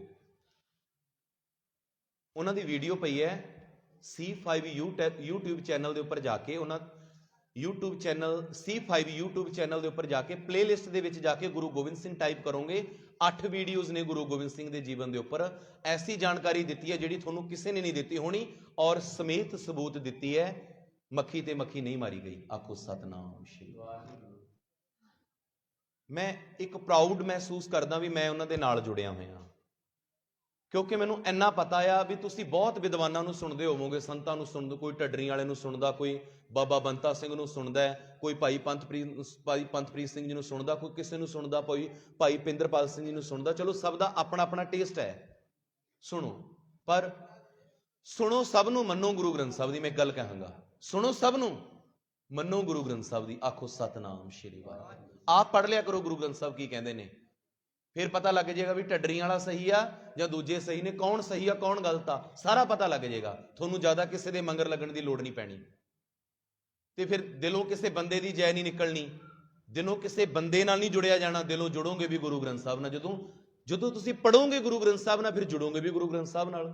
ਜਦੋਂ ਸੁਣੋਗੇ ਹੀ ਬੰਦੇ ਨੂੰ, ਫਿਰ ਜੁੜੋਗੇ ਵੀ ਬੰਦੇ ਨਾਲ। ਸਿੱਧਾ ਜਿਹਾ ਫੰਡਾ ਆ। ਤੁਸੀਂ ਖੁਦ ਪੜੋ ਬਾਣੀ ਨੂੰ। ਬਾਣੀ ਇੱਕ ਐਸੀ ਕਰਾਮਾਤ ਦਿਖਾਉਂਦੀ ਹੈ, ਬਾਣੀ ਨੂੰ ਪੜ੍ਹਦੇ ਪੜ੍ਹਦੇ ਤੁਹਾਨੂੰ ਸਮਝ ਵੀ ਆਉਣ ਲੱਗ ਜਾਂਦੀ ਹੈ ਵੀ ਮਹਾਰਾਜ ਕਹਿੰਦੇ ਕੀ ਨੇ। ਔਖੇ ਔਖੇ ਸ਼ਬਦ ਤੁਹਾਨੂੰ ਸਮਝ ਚ ਆਉਣ ਲੱਗ ਜਾਣਗੇ, ਔਖੇ ਔਖੇ ਸ਼ਬਦ। ਸਾਡੀ ਵੀ ਕੋਸ਼ਿਸ਼ ਹੈ ਵੀ ਅਕੈਡਮੀ ਦੇ ਵਿੱਚ ਇਸੇ ਸਾਲ 'ਚ ਅਸੀਂ ਇੱਕ ਵੱਡਾ ਕਮਰਾ ਪਾ ਕੇ ਗੁਰੂ ਗ੍ਰੰਥ ਸਾਹਿਬ ਦਾ ਪ੍ਰਕਾਸ਼ ਕਰ ਲਈਏ। ਸਾਡੇ ਕੋਲ ਥੋੜੀ ਜਿਹੀ ਜਗ੍ਹਾ ਦੀ ਤੰਗੀ ਹੈ ਉੱਥੇ। ਕੋਸ਼ਿਸ਼ ਹੈ ਵੀ ਜਿੰਨੇ ਬੱਚੇ ਆਉਂਦੇ ਨੇ ਸਾਰੇ ਰਲ ਕੇ ਅਸੀਂ ਮਹੀਨੇ 'ਚ ਇੱਕ ਸਹਿਜ ਪਾਠ ਕਰਿਆ ਕਰਾਂਗੇ, ਮਹੀਨੇ ਬਾਅਦ ਭੋਗ ਪਾਇਆ ਕਰਾਂਗੇ, ਬੜੇ ਆਨੰਦ ਨਾਲ ਸ਼ਲੋਕਾਂ ਨੂੰ ਪੜ੍ਹਿਆ ਕਰਾਂਗੇ ਐਨ ਰਾਗ ਦੇ ਵਿੱਚ ਪੂਰਾ। ਫਿਰ ਕੀਰਤਨ ਕਰਿਆ ਕਰਾਂਗੇ। ਜਿੰਨਾ ਸਾਰੇ ਬੱਚੇ ਮਹੀਨੇ 'ਚ ਕੀਰਤਨ ਸਿੱਖਿਆ ਕਰਨਗੇ, ਉਹ ਕੀਰਤਨ ਕਰਕੇ ਭੋਗ ਪਾਇਆ ਕਰਾਂਗੇ। ਇਹ ਇੱਕ ਸੋਚ ਹੈ ਜਿਹੜੀ ਸਤਿਗੁਰੂ ਕਿਰਪਾ ਕਰਨ। ਕੋਸ਼ਿਸ਼ ਹੈ ਇਸੇ ਵਿਸਾਖੀ ਤੇ ਪ੍ਰਕਾਸ਼ ਕਰਨ ਦੀ, ਪੂਰੀ ਕੋਸ਼ਿਸ਼ ਹੈ। ਇੱਕ ਕਮਰਾ ਬਣਾ ਕੇ ਉੱਪਰ ਖੁਦ ਬਾਣੀ ਨਾਲ ਜੁੜੋ, ਖੁਦ ਬਾਣੀ ਨੂੰ ਪੜੋ, ਪਤਾ ਲੱਗ ਜਾਏਗਾ ਵੀ ਕੌਣ ਗਲਤ ਆ ਕੌਣ ਸਹੀ ਹੈ। ਸੋ ਆਓ, ਸਮਾਂ ਹੋ ਰਿਹਾ, ਆਪਾਂ ਮੇਨ ਗੱਲ ਤੇ ਆਈਏ। ਬਾਜ, ਮੈਂ ਅਤਿੰਦਰਪਾਲ ਸਿੰਘ ਜੀ ਬਾਰੇ ਗੱਲ ਕਰ ਰਿਹਾ ਸੀ ਵੀ ਮੈਂ ਬਹੁਤ ਵਿਦਵਾਨ ਸੁਣੇ, ਬਹੁਤ ਵਿਦਵਾਨ ਪੜ੍ਹੇ, ਮੈਂ ਇੱਕ ਐਸਾ ਗੁਰੂ ਦਾ ਸਿੱਖ ਵੇਖਿਆ ਜਿਹਨੂੰ ਸੁਣਨ ਲਈ, ਸਮਝਣ ਲਈ ਨਾ ਦਿਮਾਗ ਖਰਚਣਾ ਪੈਂਦਾ, ਦਿਮਾਗ ਜ਼ੋਰ ਪਾਉਣਾ ਪੈਂਦਾ ਦਿਮਾਗ ਤੇ ਵੀ ਕਹਿੰਦੇ ਕੀ ਨੇ। ਹਾਂ, ਐਡਾ ਬੌਧਿਕ ਲੈਵਲ, ਐਡਾ ਬੌਧਿਕ ਲੈਵਲ। ਔਰ ਉਹਨਾਂ ਦੀਆਂ ਕਿਤਾਬਾਂ ਜਦੋਂ ਪੜ੍ਹਦੇ ਆ, ਇੱਕ ਲਾਈਨ ਪੜ੍ਹ ਕੇ ਨਹੀਂ ਪੱਲੇ ਪੈਂਦੀ, ਦੁਬਾਰੇ ਪੜ੍ਹਨੀ ਪੈਂਦੀ ਹੈ ਵੀ ਕਹਿੰਦੇ ਕੀ ਨੇ। ਇੰਨਾ ਜ਼ਿਆਦਾ ਡੂੰਘਾਈ ਦਾ ਗਿਆਨ। ਆਖੋ ਸਤਨਾਮ ਸ਼੍ਰੀ ਵਾਹਿਗੁਰੂ। ਬਾਜ ਮਹਾਰਾਜ ਨੇ ਕਿਉਂ ਰੱਖਿਆ ਸਤਿਗੁਰੂ ਜੀ ਦਾ ਨਾਮ? ਬਾਜਾਂ ਵਾਲੇ ਸਤਿਗੁਰੂ ਭਾਈ ਨੰਦ ਲਾਲ ਜੀ ਨੇ ਦੇਖਿਆ ਵੀ ਬਾਜ, ਭਾਈ ਨੰਦ ਲਾਲ ਜੀ ਨੇ ਦੇਖੀ ਕਲਗੀ, ਭਾਈ ਨੰਦ ਲਾਲ ਜੀ ਨੇ ਦੇਖੀ ਪੋਸ਼ਾਕ, ਭਾਈ ਨੰਦ ਲਾਲ ਜੀ ਨੇ ਜੋ ਜੋ ਕੌਤਕ ਦੇਖੇ ਪਾਤਸ਼ਾਹ ਜੀ ਦੇ, ਉਹਨਾਂ ਨੇ ਕਿਤਾਬ ਲਿਖਤੀ। ਕਿਤਾਬ ਦਾ ਨਾਮ ਲਿਖਿਆ ਬੰਦਗੀ ਨਾਮਾ। ਕੀ ਲਿਖਿਆ ਜੀ? ਬੰਦਗੀ ਨਾਮਾ। ਬੰਦਗੀ ਮੀਨਸ ਭਗਤੀ। ਗੁਰੂ ਜੀ ਦੇ ਪਿਆਰ ਦੇ ਵਿੱਚ ਭਿੱਜ ਕੇ ਜੋ ਕਵਿਤਾਵਾਂ ਲਿਖੀਆਂ, ਉਹਨਾਂ ਦਾ, ਉਸ ਕਿਤਾਬ ਦਾ ਨਾਮ ਲਿਖਤਾ ਬੰਦਗੀ ਨਾਮਾ। ਇੱਕ ਦਿਨ ਗੁਰੂ ਗੋਬਿੰਦ ਸਿੰਘ ਉਹਨੂੰ ਮਿਲੇ, ਅੱਧੀ ਰਾਤ ਲਿਖ ਰਿਹਾ ਸੀ, ਕੁਝ ਵਿਰਾਗ ਵਿੱਚ ਬੈਠਾ। ਪਾਤਸ਼ਾਹ ਆਏ, ਉਹਨੇ ਪਛਾਣਿਆ ਨਹੀਂ ਪਾਤਸ਼ਾਹ ਜੀ ਨੂੰ। ਪਾਤਸ਼ਾਹ ਕਹਿੰਦੇ ਕੀ ਲਿਖ ਰਿਹਾ? ਕਹਿੰਦਾ ਆਹ ਲਿਖ ਰਿਹਾ ਜੀ। ਪਾਤਸ਼ਾਹ ਜੀ ਨੇ ਜਦੋਂ ਚਿਹਰਾ ਦਿਖਾਇਆ, ਉੱਚੀ ਉੱਚੀ ਰੋਣ ਲੱਗ ਗਿਆ, ਚਰਨੀ ਡਿੱਗ ਪਿਆ। ਭਾਈ ਨੰਦ ਲਾਲ, ਗੁਰੂ ਸਾਹਿਬ ਤੁਸੀਂ ਇੱਧਰ ਕਿਵੇਂ? ਅੱਜ ਇੱਧਰ ਨੂੰ ਕਿਵੇਂ ਅੱਧੀ ਰਾਤ? ਮਹਾਰਾਜ ਕਹਿੰਦੇ ਮੈਂ ਤਾਂ ਤੇਰੇ ਕੋਲ ਹੀ ਆਇਆ, ਤੈਨੂੰ ਮਿਲਣ ਆਇਆ। ਆਖੋ ਸਤਨਾਮ ਸ਼੍ਰੀ ਵਾਹਿਗੁਰੂ। ਉਹ ਕਈ ਮਹੀਨਿਆਂ ਦੀ ਤੜਫ, ਕਈ ਮਹੀਨਿਆਂ ਦੀ ਪਿਆਸ, ਉਹ ਦੱਸ ਨਹੀਂ ਸਕਿਆ ਬੋਲ ਕੇ, ਕਿਸੇ ਨੂੰ ਨਹੀਂ ਦੱਸ ਪਾਇਆ, ਬਸ ਆਪਣੀ ਕਲਮ ਨਾਲ ਲਿਖੀ ਗਿਆ, ਲਿਖੀ ਗਿਆ, ਲਿਖੀ ਗਿਆ। ਜੋ ਪਿਆਰ ਆਇਆ, ਜੋ ਬੈਰਾਗ ਆਇਆ, ਉਹ ਬਸ ਲਿਖੀ ਗਿਆ ਆਪਣੀ ਕਲਮ ਦੇ ਨਾਲ। ਉਸ ਕਲਮ ਨਾਲ ਲਿਖੀ ਕਿਤਾਬ ਗੁਰੂ ਗੋਬਿੰਦ ਸਿੰਘ ਨੂੰ ਦਿਖਾਈ। ਮਹਾਰਾਜ ਨੇ ਕੁਝ ਪੜ੍ਹਿਆ। ਮਹਾਰਾਜ ਕਹਿੰਦੇ ਕੀ ਨਾਮ ਰੱਖਿਆ ਇਹਦਾ? ਕਹਿੰਦਾ ਜੀ ਬੰਦਗੀਨਾਮਾ। ਮਹਾਰਾਜ ਕਹਿੰਦੇ ਬੰਦਗੀ ਨਹੀਂ, ਇਹਦਾ ਨਾਮ ਹੈ ਜ਼ਿੰਦਗੀਨਾਮਾ। ਜਿਹਨੇ ਮੇਰੇ ਦਰਸ਼ਨ ਕਰਨੇ ਨੇ, ਖਾਲਸੇ ਦੇ ਦਰਸ਼ਨ ਕਰਨੇ ਨੇ ਨੰਦ ਲਾਲ, ਉਹ ਤੈਨੂੰ ਪੜ੍ਹ ਲੈ। ਤੇਰੀਆਂ ਕਵਿਤਾਵਾਂ ਦੇ ਵਿੱਚੋਂ ਮੈਂ ਸਾਖਸ਼ਾਤ ਦਿਖਾਈ ਦੇਵਾਂਗਾ। ਆਖੋ ਸਤਨਾਮ ਸ਼੍ਰੀ ਵਾਹਿਗੁਰੂ। ਮੈਂ ਪ੍ਰਤੱਖ ਦਿਖਾਈ ਦੇਵਾਂਗਾ ਜਿਹੜਾ ਤੇਰੀਆਂ ਕਵਿਤਾਵਾਂ ਨੂੰ ਪਿਆਰ ਨਾਲ ਭਿੱਜ ਕੇ ਪੜ੍ਹੇਗਾ। ਆਖੋ ਸਤਨਾਮ ਸ਼੍ਰੀ ਵਾਹਿਗੁਰੂ। ਗੱਲ ਇੱਥੇ ਹੀ ਨਹੀਂ, ਅੱਜ ਦਰਬਾਰ ਸਾਹਿਬ ਦੇ ਵਿੱਚ ਭਾਈ ਨੰਦ ਲਾਲ ਜੀ ਦੀਆਂ ਵਾਰਾਂ ਪੜ੍ਹੀਆਂ ਜਾਂਦੀਆਂ ਨੇ। ਇਕਲੌਤੇ ਕਵੀ ਨੇ ਜਿਨ੍ਹਾਂ ਦੀਆਂ ਕਵਿਤਾਵਾਂ ਦਰਬਾਰ ਸਾਹਿਬ 'ਚ ਪੜ੍ਹੀਆਂ ਜਾਂਦੀਆਂ ਨੇ, ਜਿਨ੍ਹਾਂ ਦੀਆਂ ਵਾਰਾਂ, ਉਹ ਨੇ ਭਾਈ ਨੰਦ ਲਾਲ ਜੀ। ਇਕਲੌਤੇ ਕਵੀ ਨੇ ਜਿਨ੍ਹਾਂ ਦੀਆਂ ਰਚਨਾਵਾਂ ਦਰਬਾਰ ਸਾਹਿਬ 'ਚ ਪੜ੍ਹੀਆਂ ਜਾਂਦੀਆਂ ਨੇ। ਭਾਈ ਗੁਰਦਾਸ ਜੀ ਦੀ ਬਾਣੀ, ਗੁਰੂ ਗ੍ਰੰਥ ਸਾਹਿਬ ਜੀ ਦੀ ਬਾਣੀ, ਤੇ ਭਾਈ ਨੰਦ ਲਾਲ ਜੀ ਦੀਆਂ ਵਾਰਾਂ। ਆਖੋ ਸਤਨਾਮ ਸ਼੍ਰੀ ਵਾਹਿਗੁਰੂ। ਸੋ ਆਓ ਪਿਆਰਿਓ, ਗੁਰੂ ਗੋਬਿੰਦ ਸਿੰਘ ਮਹਾਰਾਜ ਸੱਚੇ ਪਾਤਸ਼ਾਹ ਜੀ ਦਾ ਬੌਧਿਕ ਲੈਵਲ ਕਿੱਡਾ ਸੀ, ਇੱਕ ਅੰਦਾਜ਼ਾ ਲਗਾਓ ਵੀ ਇੰਨੀਆਂ ਰਚਨਾਵਾਂ ਮਹਾਰਾਜ ਜੀ ਨੇ, ਐਡਾ ਸਾਹਿਤ ਮਹਾਰਾਜ ਜੀ ਦਾ ਲਿਖਿਆ ਹੋਇਆ ਮਿਲਦਾ। ਅਤਿੰਦਰਪਾਲ ਸਿੰਘ ਨੇ ਇੱਕ ਗੱਲ ਕਹੀ ਹੈ ਦਾਅਵੇ ਨਾਲ ਵੀ ਜਿੰਨਾ ਸਾਹਿਤ ਗੁਰੂ ਗੋਬਿੰਦ ਸਿੰਘ ਜੀ ਨੇ ਲਿਖਿਆ ਅੱਜ ਤੱਕ ਦੁਨੀਆ ਦੇ ਕਿਸੇ ਸਾਹਿਤਕਾਰ ਨੇ ਨਹੀਂ ਲਿਖਿਆ। ਉਹ ਕਹਿੰਦੇ ਦੁਨੀਆ ਦੇ ਸਭ ਤੋਂ ਵੱਡੇ ਸਾਹਿਤਕਾਰ ਨੇ ਗੁਰੂ ਗੋਬਿੰਦ ਸਿੰਘ। ਆਖੋ ਸਤਨਾਮ ਸ਼੍ਰੀ ਵਾਹਿਗੁਰੂ। ਉਹਨਾਂ ਨੇ ਦਾਅਵੇ ਨਾਲ ਇਹ ਗੱਲ ਕਹੀ ਹੈ। ਹੁਣ ਗੁਰੂ ਗੋਬਿੰਦ ਸਿੰਘ ਜੀ ਦੇ ਕਿੰਨੇ ਜੀਵਨੀ ਪੱਖ ਵੇਖੋਗੇ ਤੁਸੀਂ। ਗੁਰੂ ਗੋਬਿੰਦ ਸਿੰਘ ਜੀ ਦੇ ਬਚਪਨ ਦੇ ਵਿੱਚ ਪਿਤਾ ਤੋਰਨਾ, ਉਦੋਂ ਬਾਅਦ ਪਿਤਾ ਜੀ ਦਾ ਸੀਸ ਲੈ ਕੇ ਆਉਂਦੇ ਨੇ ਭਾਈ ਜੈਤਾ ਜੀ, ਭਾਈ ਜੀਵਨ ਸਿੰਘ ਜੀ। ਭੈਣੋ, ਜਿਸ ਦਿਨ ਗੁਰੂ ਤੇਗ ਬਹਾਦਰ ਜੀ ਦਾ ਸੀਸ ਹੁੰਦਾ ਨਾ ਅਨੰਦਪੁਰ ਸਾਹਿਬ, ਕੀਰਤਪੁਰ ਸਾਹਿਬ ਅੱਗੇ ਆਈ ਸੰਗਤ ਸੀਸ ਲੈਣ, ਪਤਾ ਲੱਗਿਆ ਵੀ ਭਾਈ ਜੈਤਾ ਜੀ ਆ ਰਹੇ ਨੇ ਸੀਸ ਲੈ ਕੇ। ਭੈਣੋ ਮੇਰੀਓ, ਮਾਤਾ ਗੁਜਰੀ ਜੀ ਦਾ ਪਹਿਲਾਂ ਵੀ ਮੈਂ ਸਿਦਕ ਦੱਸਿਆ ਵੀ 32 ਸਾਲਾਂ ਬਾਅਦ ਬੱਚਾ ਹੋਇਆ ਕਰੇ। ਜਿਸ ਦਿਨ ਗੁਰੂ ਤੇਗ ਬਹਾਦਰ ਜੀ ਦਾ ਸੀਸ ਆਇਆ ਨਾ, ਮਾਤਾ ਗੁਜਰੀ ਜੀ ਦੇ ਪਤੀ ਦਾ ਸੀਸ ਆਇਆ, ਕੱਲਾ ਧੜ ਨਹੀਂ ਆਈ, ਕੱਲਾ ਸੀਸ ਆਇਆ ਦਿੱਲੀ ਦੇ ਚਾਂਦਨੀ ਚੌਕ ਤੋਂ। ਉਸ ਦਿਨ ਵੀ ਮਾਤਾ ਗੁਜਰੀ ਨੇ ਸੀਸ ਅੱਗੇ ਸੀਸ ਝੁਕਾ ਕੇ ਬੇਨਤੀ ਕੀਤੀ ਹੈ। ਸੀਸ ਅੱਗੇ ਸੀਸ ਝੁਕਾ ਕੇ ਬੇਨਤੀ ਕੀਤੀ ਹੈ ਵੀ ਇਹ ਗੁਰੂ ਤੇਗ ਬਹਾਦਰ ਹੈ ਮੇਰੇ ਸੁਆਮੀ ਸੱਚੇ ਪਾਤਸ਼ਾਹ, ਤੁਹਾਡੀ ਤੇ ਨਿਭਗੀ ਮੇਰੀ ਵੀ ਨਿਭਜੇ। ਆਖੋ ਸਤਨਾਮ। ਤੁਹਾਨੂੰ ਕੀ ਲੱਗਦਾ ਵੀ ਸਿਦਕ ਐਵੇਂ ਪੈਦਾ ਹੋ ਜਾਂਦੇ ਨੇ? ਸਿਦਕ ਪੈਦਾ ਹੁੰਦੇ ਨੇ, ਸਿਦਕ, ਜਜ਼ਬਾਤ, ਸ਼ਹਾਦਤਾਂ, ਇਹ ਕੁਰਬਾਨੀਆਂ ਪੈਦਾ ਹੁੰਦੀਆਂ ਨੇ ਤੁਹਾਡੇ ਵਿਚਾਰਾਂ ਵਿੱਚੋਂ, ਤੁਹਾਡੀ ਚੜ੍ਹਦੀ ਕਲਾ ਵਿੱਚੋਂ। ਤੁਹਾਡੀ ਚੜ੍ਹਦੀ ਕਲਾ ਪੈਦਾ ਹੁੰਦੀ ਹੈ ਗੁਰੂ ਗ੍ਰੰਥ ਸਾਹਿਬ ਦੇ ਵਿੱਚੋਂ। ਜੇ ਮੈਂ ਕਹਾਂ ਵੀ ਸਾਹਿਬਜ਼ਾਦੇ ਕਿੱਥੋਂ ਨਿਕਲੇ, ਮੇਰਾ ਜਵਾਬ ਹੋਏਗਾ ਗੁਰੂ ਗ੍ਰੰਥ ਸਾਹਿਬ। ਆਖੋ ਸਤਨਾਮ ਸ਼੍ਰੀ ਵਾਹਿਗੁਰੂ। ਇਹ ਬਾਣੀ ਹੋਈ ਹੈ ਜਿਹੜੀ ਸਾਹਿਬਜ਼ਾਦਿਆਂ ਨੂੰ ਇੰਨਾ ਮਹਾਨ ਬਣਾ ਗਈ। ਇਹ ਬਾਣੀ ਹੈ ਜਿਹੜੀ ਗੁਰਸਿੱਖਾਂ ਨੂੰ ਇੰਨਾ ਮਹਾਨ ਬਣਾ ਗਈ। ਦੇਖੋ, ਬੰਦ ਕੱਟਿਆ ਜਾ ਰਿਹਾ ਤੇ ਗੁਰੂ ਕਾ ਸਿੱਖ ਕੀ ਪੜ ਰਿਹਾ? ਜਪਜੀ ਸਾਹਿਬ। ਖੋਪਰ ਲੁਹਾਇਆ ਜਾ ਰਿਹਾ ਤੇ ਗੁਰੂ ਕਾ ਸਿੱਖ ਕੀ ਪੜ ਰਿਹਾ? ਜਪਜੀ ਸਾਹਿਬ। ਆਰੇ ਨਾਲ ਦੋ ਟੋਟੇ ਹੋ ਰਹੇ ਨੇ ਤੇ ਗੁਰੂ ਕਾ ਸਿੱਖ ਕੀ ਪੜ ਰਿਹਾ? ਜਪਜੀ ਸਾਹਿਬ। ਜਿਸ ਦਿਨ ਇੱਕ ਨਾਲ ਇੱਕ ਹੋਣ ਦਾ ਵਕਤ ਆਇਆ, ਜੋਤ ਨਾਲ ਜੋਤ ਮਿਲਣ ਦਾ ਵਕਤ ਆਇਆ, ਉਸ ਦਿਨ ਵੀ ਜਪਜੀ ਸਾਹਿਬ ਪੜਿਆ। ਜਿਹੜਾ ਪਹਿਲਾਂ ਜ਼ਿੰਦਗੀ 'ਚ ਜਪਜੀ ਸਾਹਿਬ ਪੜਿਆ ਸੀ, ਅੱਜ ਤੇ ਨਿਤਨੇਮ ਦੀਆਂ ਬਾਣੀਆਂ ਤੇ ਵੀ ਕਟਾਕਸ਼ ਹੋਣ ਲੱਗ ਗਿਆ। ਮੂਰਖ ਲਾਣਾ, ਆ ਨਹੀਂ ਜੀ ਆ ਪੜੋ, ਆ ਨਹੀਂ ਜੀ ਆ ਪੜੋ। ਕੀ ਗੁਰੂ ਤੋਂ ਵੱਡੇ ਹੋ ਗਏ ਤੁਸੀਂ? ਨਿਤਨੇਮ ਜ਼ਰੂਰੀ ਹੈ, ਹਰ ਗੁਰਸਿੱਖ ਲਈ ਜ਼ਰੂਰੀ ਹੈ ਨਿਤਨੇਮ, ਸਵੇਰ ਦਾ, ਸ਼ਾਮ ਦਾ। ਅਸੀਂ ਤੇ ਇੱਥੋਂ ਤੱਕ ਪੜ੍ਹਦੇ ਹਾਂ ਸੰਗਤ ਜੀ ਵੀ ਸਰਸਾ ਨਦੀ ਦੇ ਉੱਪਰ ਜਿਸ ਦਿਨ ਪਰਿਵਾਰ ਦਾ ਵਿਛੋੜਾ ਪੈਂਦਾ ਆ, ਗੁਰੂ ਸਾਹਿਬ ਨੇ ਖੁਦ ਨਿਤਨੇਮ ਕੀਤਾ। ਕਹਿੰਦੇ ਇਤਿਹਾਸ ਵਿੱਚ ਲਿਖਿਆ ਵੀ ਦਿਲਰੁਬਾ ਸਾਜ ਦੇ ਨਾਲ ਗੁਰੂ ਗੋਬਿੰਦ ਸਿੰਘ ਜੀ ਨੇ ਆਸਾ ਦੀ ਵਾਰ ਦਾ ਕੀਰਤਨ ਆਪ ਕੀਤਾ ਆ। ਮੀਂਹ ਪੈਂਦਾ ਸੀ ਸਰਸਾ ਨਦੀ ਦੇ ਕਿਨਾਰੇ ਤੇ, ਆਸਾ ਦੀ ਵਾਰ ਦਾ ਗੁਰੂ ਜੀ ਨੇ ਕੀਰਤਨ ਖੁਦ ਕੀਤਾ ਆ। ਪਿੱਛੋਂ ਪਹਾੜੀ ਰਾਜਿਆਂ ਦੇ ਨਾਲ ਮੁਗਲ ਫੌਜ ਚੜੀ ਆਉਂਦੀ ਹੈ। ਪਿੱਛੋਂ ਪਹਾੜੀ ਰਾਜਿਆਂ ਦੇ ਨਾਲ ਮੁਗਲ ਫੌਜ ਚੜੀ ਆਉਂਦੀ ਹੈ। ਚਾਰੇ ਪਾਸੇ ਮੌਤ ਚੱਕਰ ਲਗਾ ਰਹੀ ਹੈ, ਪਰ ਗੁਰੂ ਪਿਤਾ ਜੀ ਅਕਾਲ ਨਾਲ ਜੁੜੇ ਨੇ। ਆਖੋ ਸਤਨਾਮ ਸ਼੍ਰੀ ਵਾਹਿਗੁਰੂ। ਹੁਣ ਇੱਥੇ ਰੁਕ ਕੇ ਪਹਾੜੀ ਰਾਜਿਆਂ ਬਾਰੇ ਵੀ ਗੱਲ ਕਰ ਲਈਏ। ਮੈਂ ਕਿਹਾ ਨਾ, ਉਹ ਪੱਖ ਜਿਹੜੇ ਥੋੜੇ ਘੱਟ ਪ੍ਰਚਾਰੇ ਗਏ ਨੇ। ਕੱਲੇ ਪਹਾੜੀ ਰਾਜੇ ਕਹਿ ਕੇ ਗੱਲ ਨਾ ਨਿਮੇੜ ਦਈਏ। ਹਿੰਦੂ ਪਹਾੜੀ ਰਾਜੇ, ਕਿਹੜੇ ਜੀ? ਹਿੰਦੂ ਪਹਾੜੀ ਰਾਜੇ ਸੀ ਸਾਰੇ, ਹਿੰਦੂ ਪਹਾੜੀ ਰਾਜੇ। ਹਿੰਦੂ ਪਹਾੜੀ ਰਾਜੇ। 12 ਲੜਾਈਆਂ ਹੋਈਆਂ ਨੇ ਉਹਨਾਂ ਦੀਆਂ ਗੁਰੂ ਗੋਬਿੰਦ ਸਿੰਘ ਨਾਲ। ਕਿੰਨੀਆਂ? 12 ਦੀਆਂ 12 ਹਾਰੇ ਨੇ ਉਹ। ਫਿਰ ਜਾ ਕੇ ਔਰੰਗਜ਼ੇਬ ਨਾਲ ਸਮਝੌਤਾ ਕਰਕੇ ਗੁਰੂ ਗੋਬਿੰਦ ਸਿੰਘ ਨੂੰ ਖਤਮ ਕਰਨ ਦੀ ਉਹਨਾਂ ਨੇ ਚਾਲ ਚੱਲੀ ਹੈ। ਜਦੋਂ ਉਹਨੂੰ ਪਤਾ ਲੱਗਿਆ ਵੀ ਸਾਡੀ ਤੇ ਕੋਈ ਵਾਹ ਨਹੀਂ ਚੱਲਦੀ ਇਹਦੇ ਅੱਗੇ, ਸਾਥੋਂ ਤਾਂ ਕੁਝ ਬਾਲ ਵਿੰਗਾ ਨਹੀਂ ਹੋਇਆ ਗੁਰੂ ਗੋਬਿੰਦ ਸਿੰਘ ਦਾ, ਫਿਰ ਜਾ ਕੇ ਉਹਨਾਂ ਨੇ ਔਰੰਗਜ਼ੇਬ ਨਾਲ ਸਮਝੌਤਾ ਕੀਤਾ ਆ ਵੀ ਸ਼ਾਇਦ ਰਲ ਕੇ ਕੁਝ ਵਿਗਾੜ ਲਈਏ, ਸ਼ਾਇਦ ਰਲ ਕੇ ਇਹਨੂੰ ਝੁਕਾ ਦਈਏ, ਸ਼ਾਇਦ ਰਲ ਕੇ ਇਹਨੂੰ ਖਤਮ ਕਰ ਦਈਏ। ਹਿੰਦੂ ਪਹਾੜੀ ਰਾਜੇ ਜਿਨ੍ਹਾਂ ਨੇ ਜਦੋਂ ਅਨੰਦਪੁਰ ਸਾਹਿਬ ਦਾ ਕਿਲਾ ਛੱਡਣ ਲਈ ਗਊਆਂ ਦੀਆਂ ਸੌਹਾਂ ਖਾਧੀਆਂ। ਮੁਗਲਾਂ ਨੇ ਕੁਰਾਨ ਦੀਆਂ ਸੌਹਾਂ ਖਾਧੀਆਂ। ਗਊਆਂ ਵਾਲੇ ਗਊਆਂ ਦੀ ਸਹੁੰ ਤੋਂ ਮੁੱਕਰੇ, ਕੁਰਾਨ ਵਾਲੇ ਕੁਰਾਨ ਦੀਆਂ ਸੌਹਾਂ ਤੋਂ ਮੁੱਕਰੇ। ਬੜਾ ਵੱਡਾ ਸੱਚ ਹੈ। ਇੱਕ ਇਤਿਹਾਸਕ ਪੱਖ ਹੋਰ ਹੈ ਭੈਣੋ, ਬੇਸ਼ੱਕ ਪ੍ਰਕਾਸ਼ ਦਿਹਾੜਾ ਆ, ਪਰ ਕੁਝ ਅਜਿਹੇ ਪੱਖ ਜਿਹੜੇ ਨਹੀਂ ਪ੍ਰਚਾਰੇ ਗਏ, ਘੱਟ ਪ੍ਰਚਾਰੇ ਗਏ।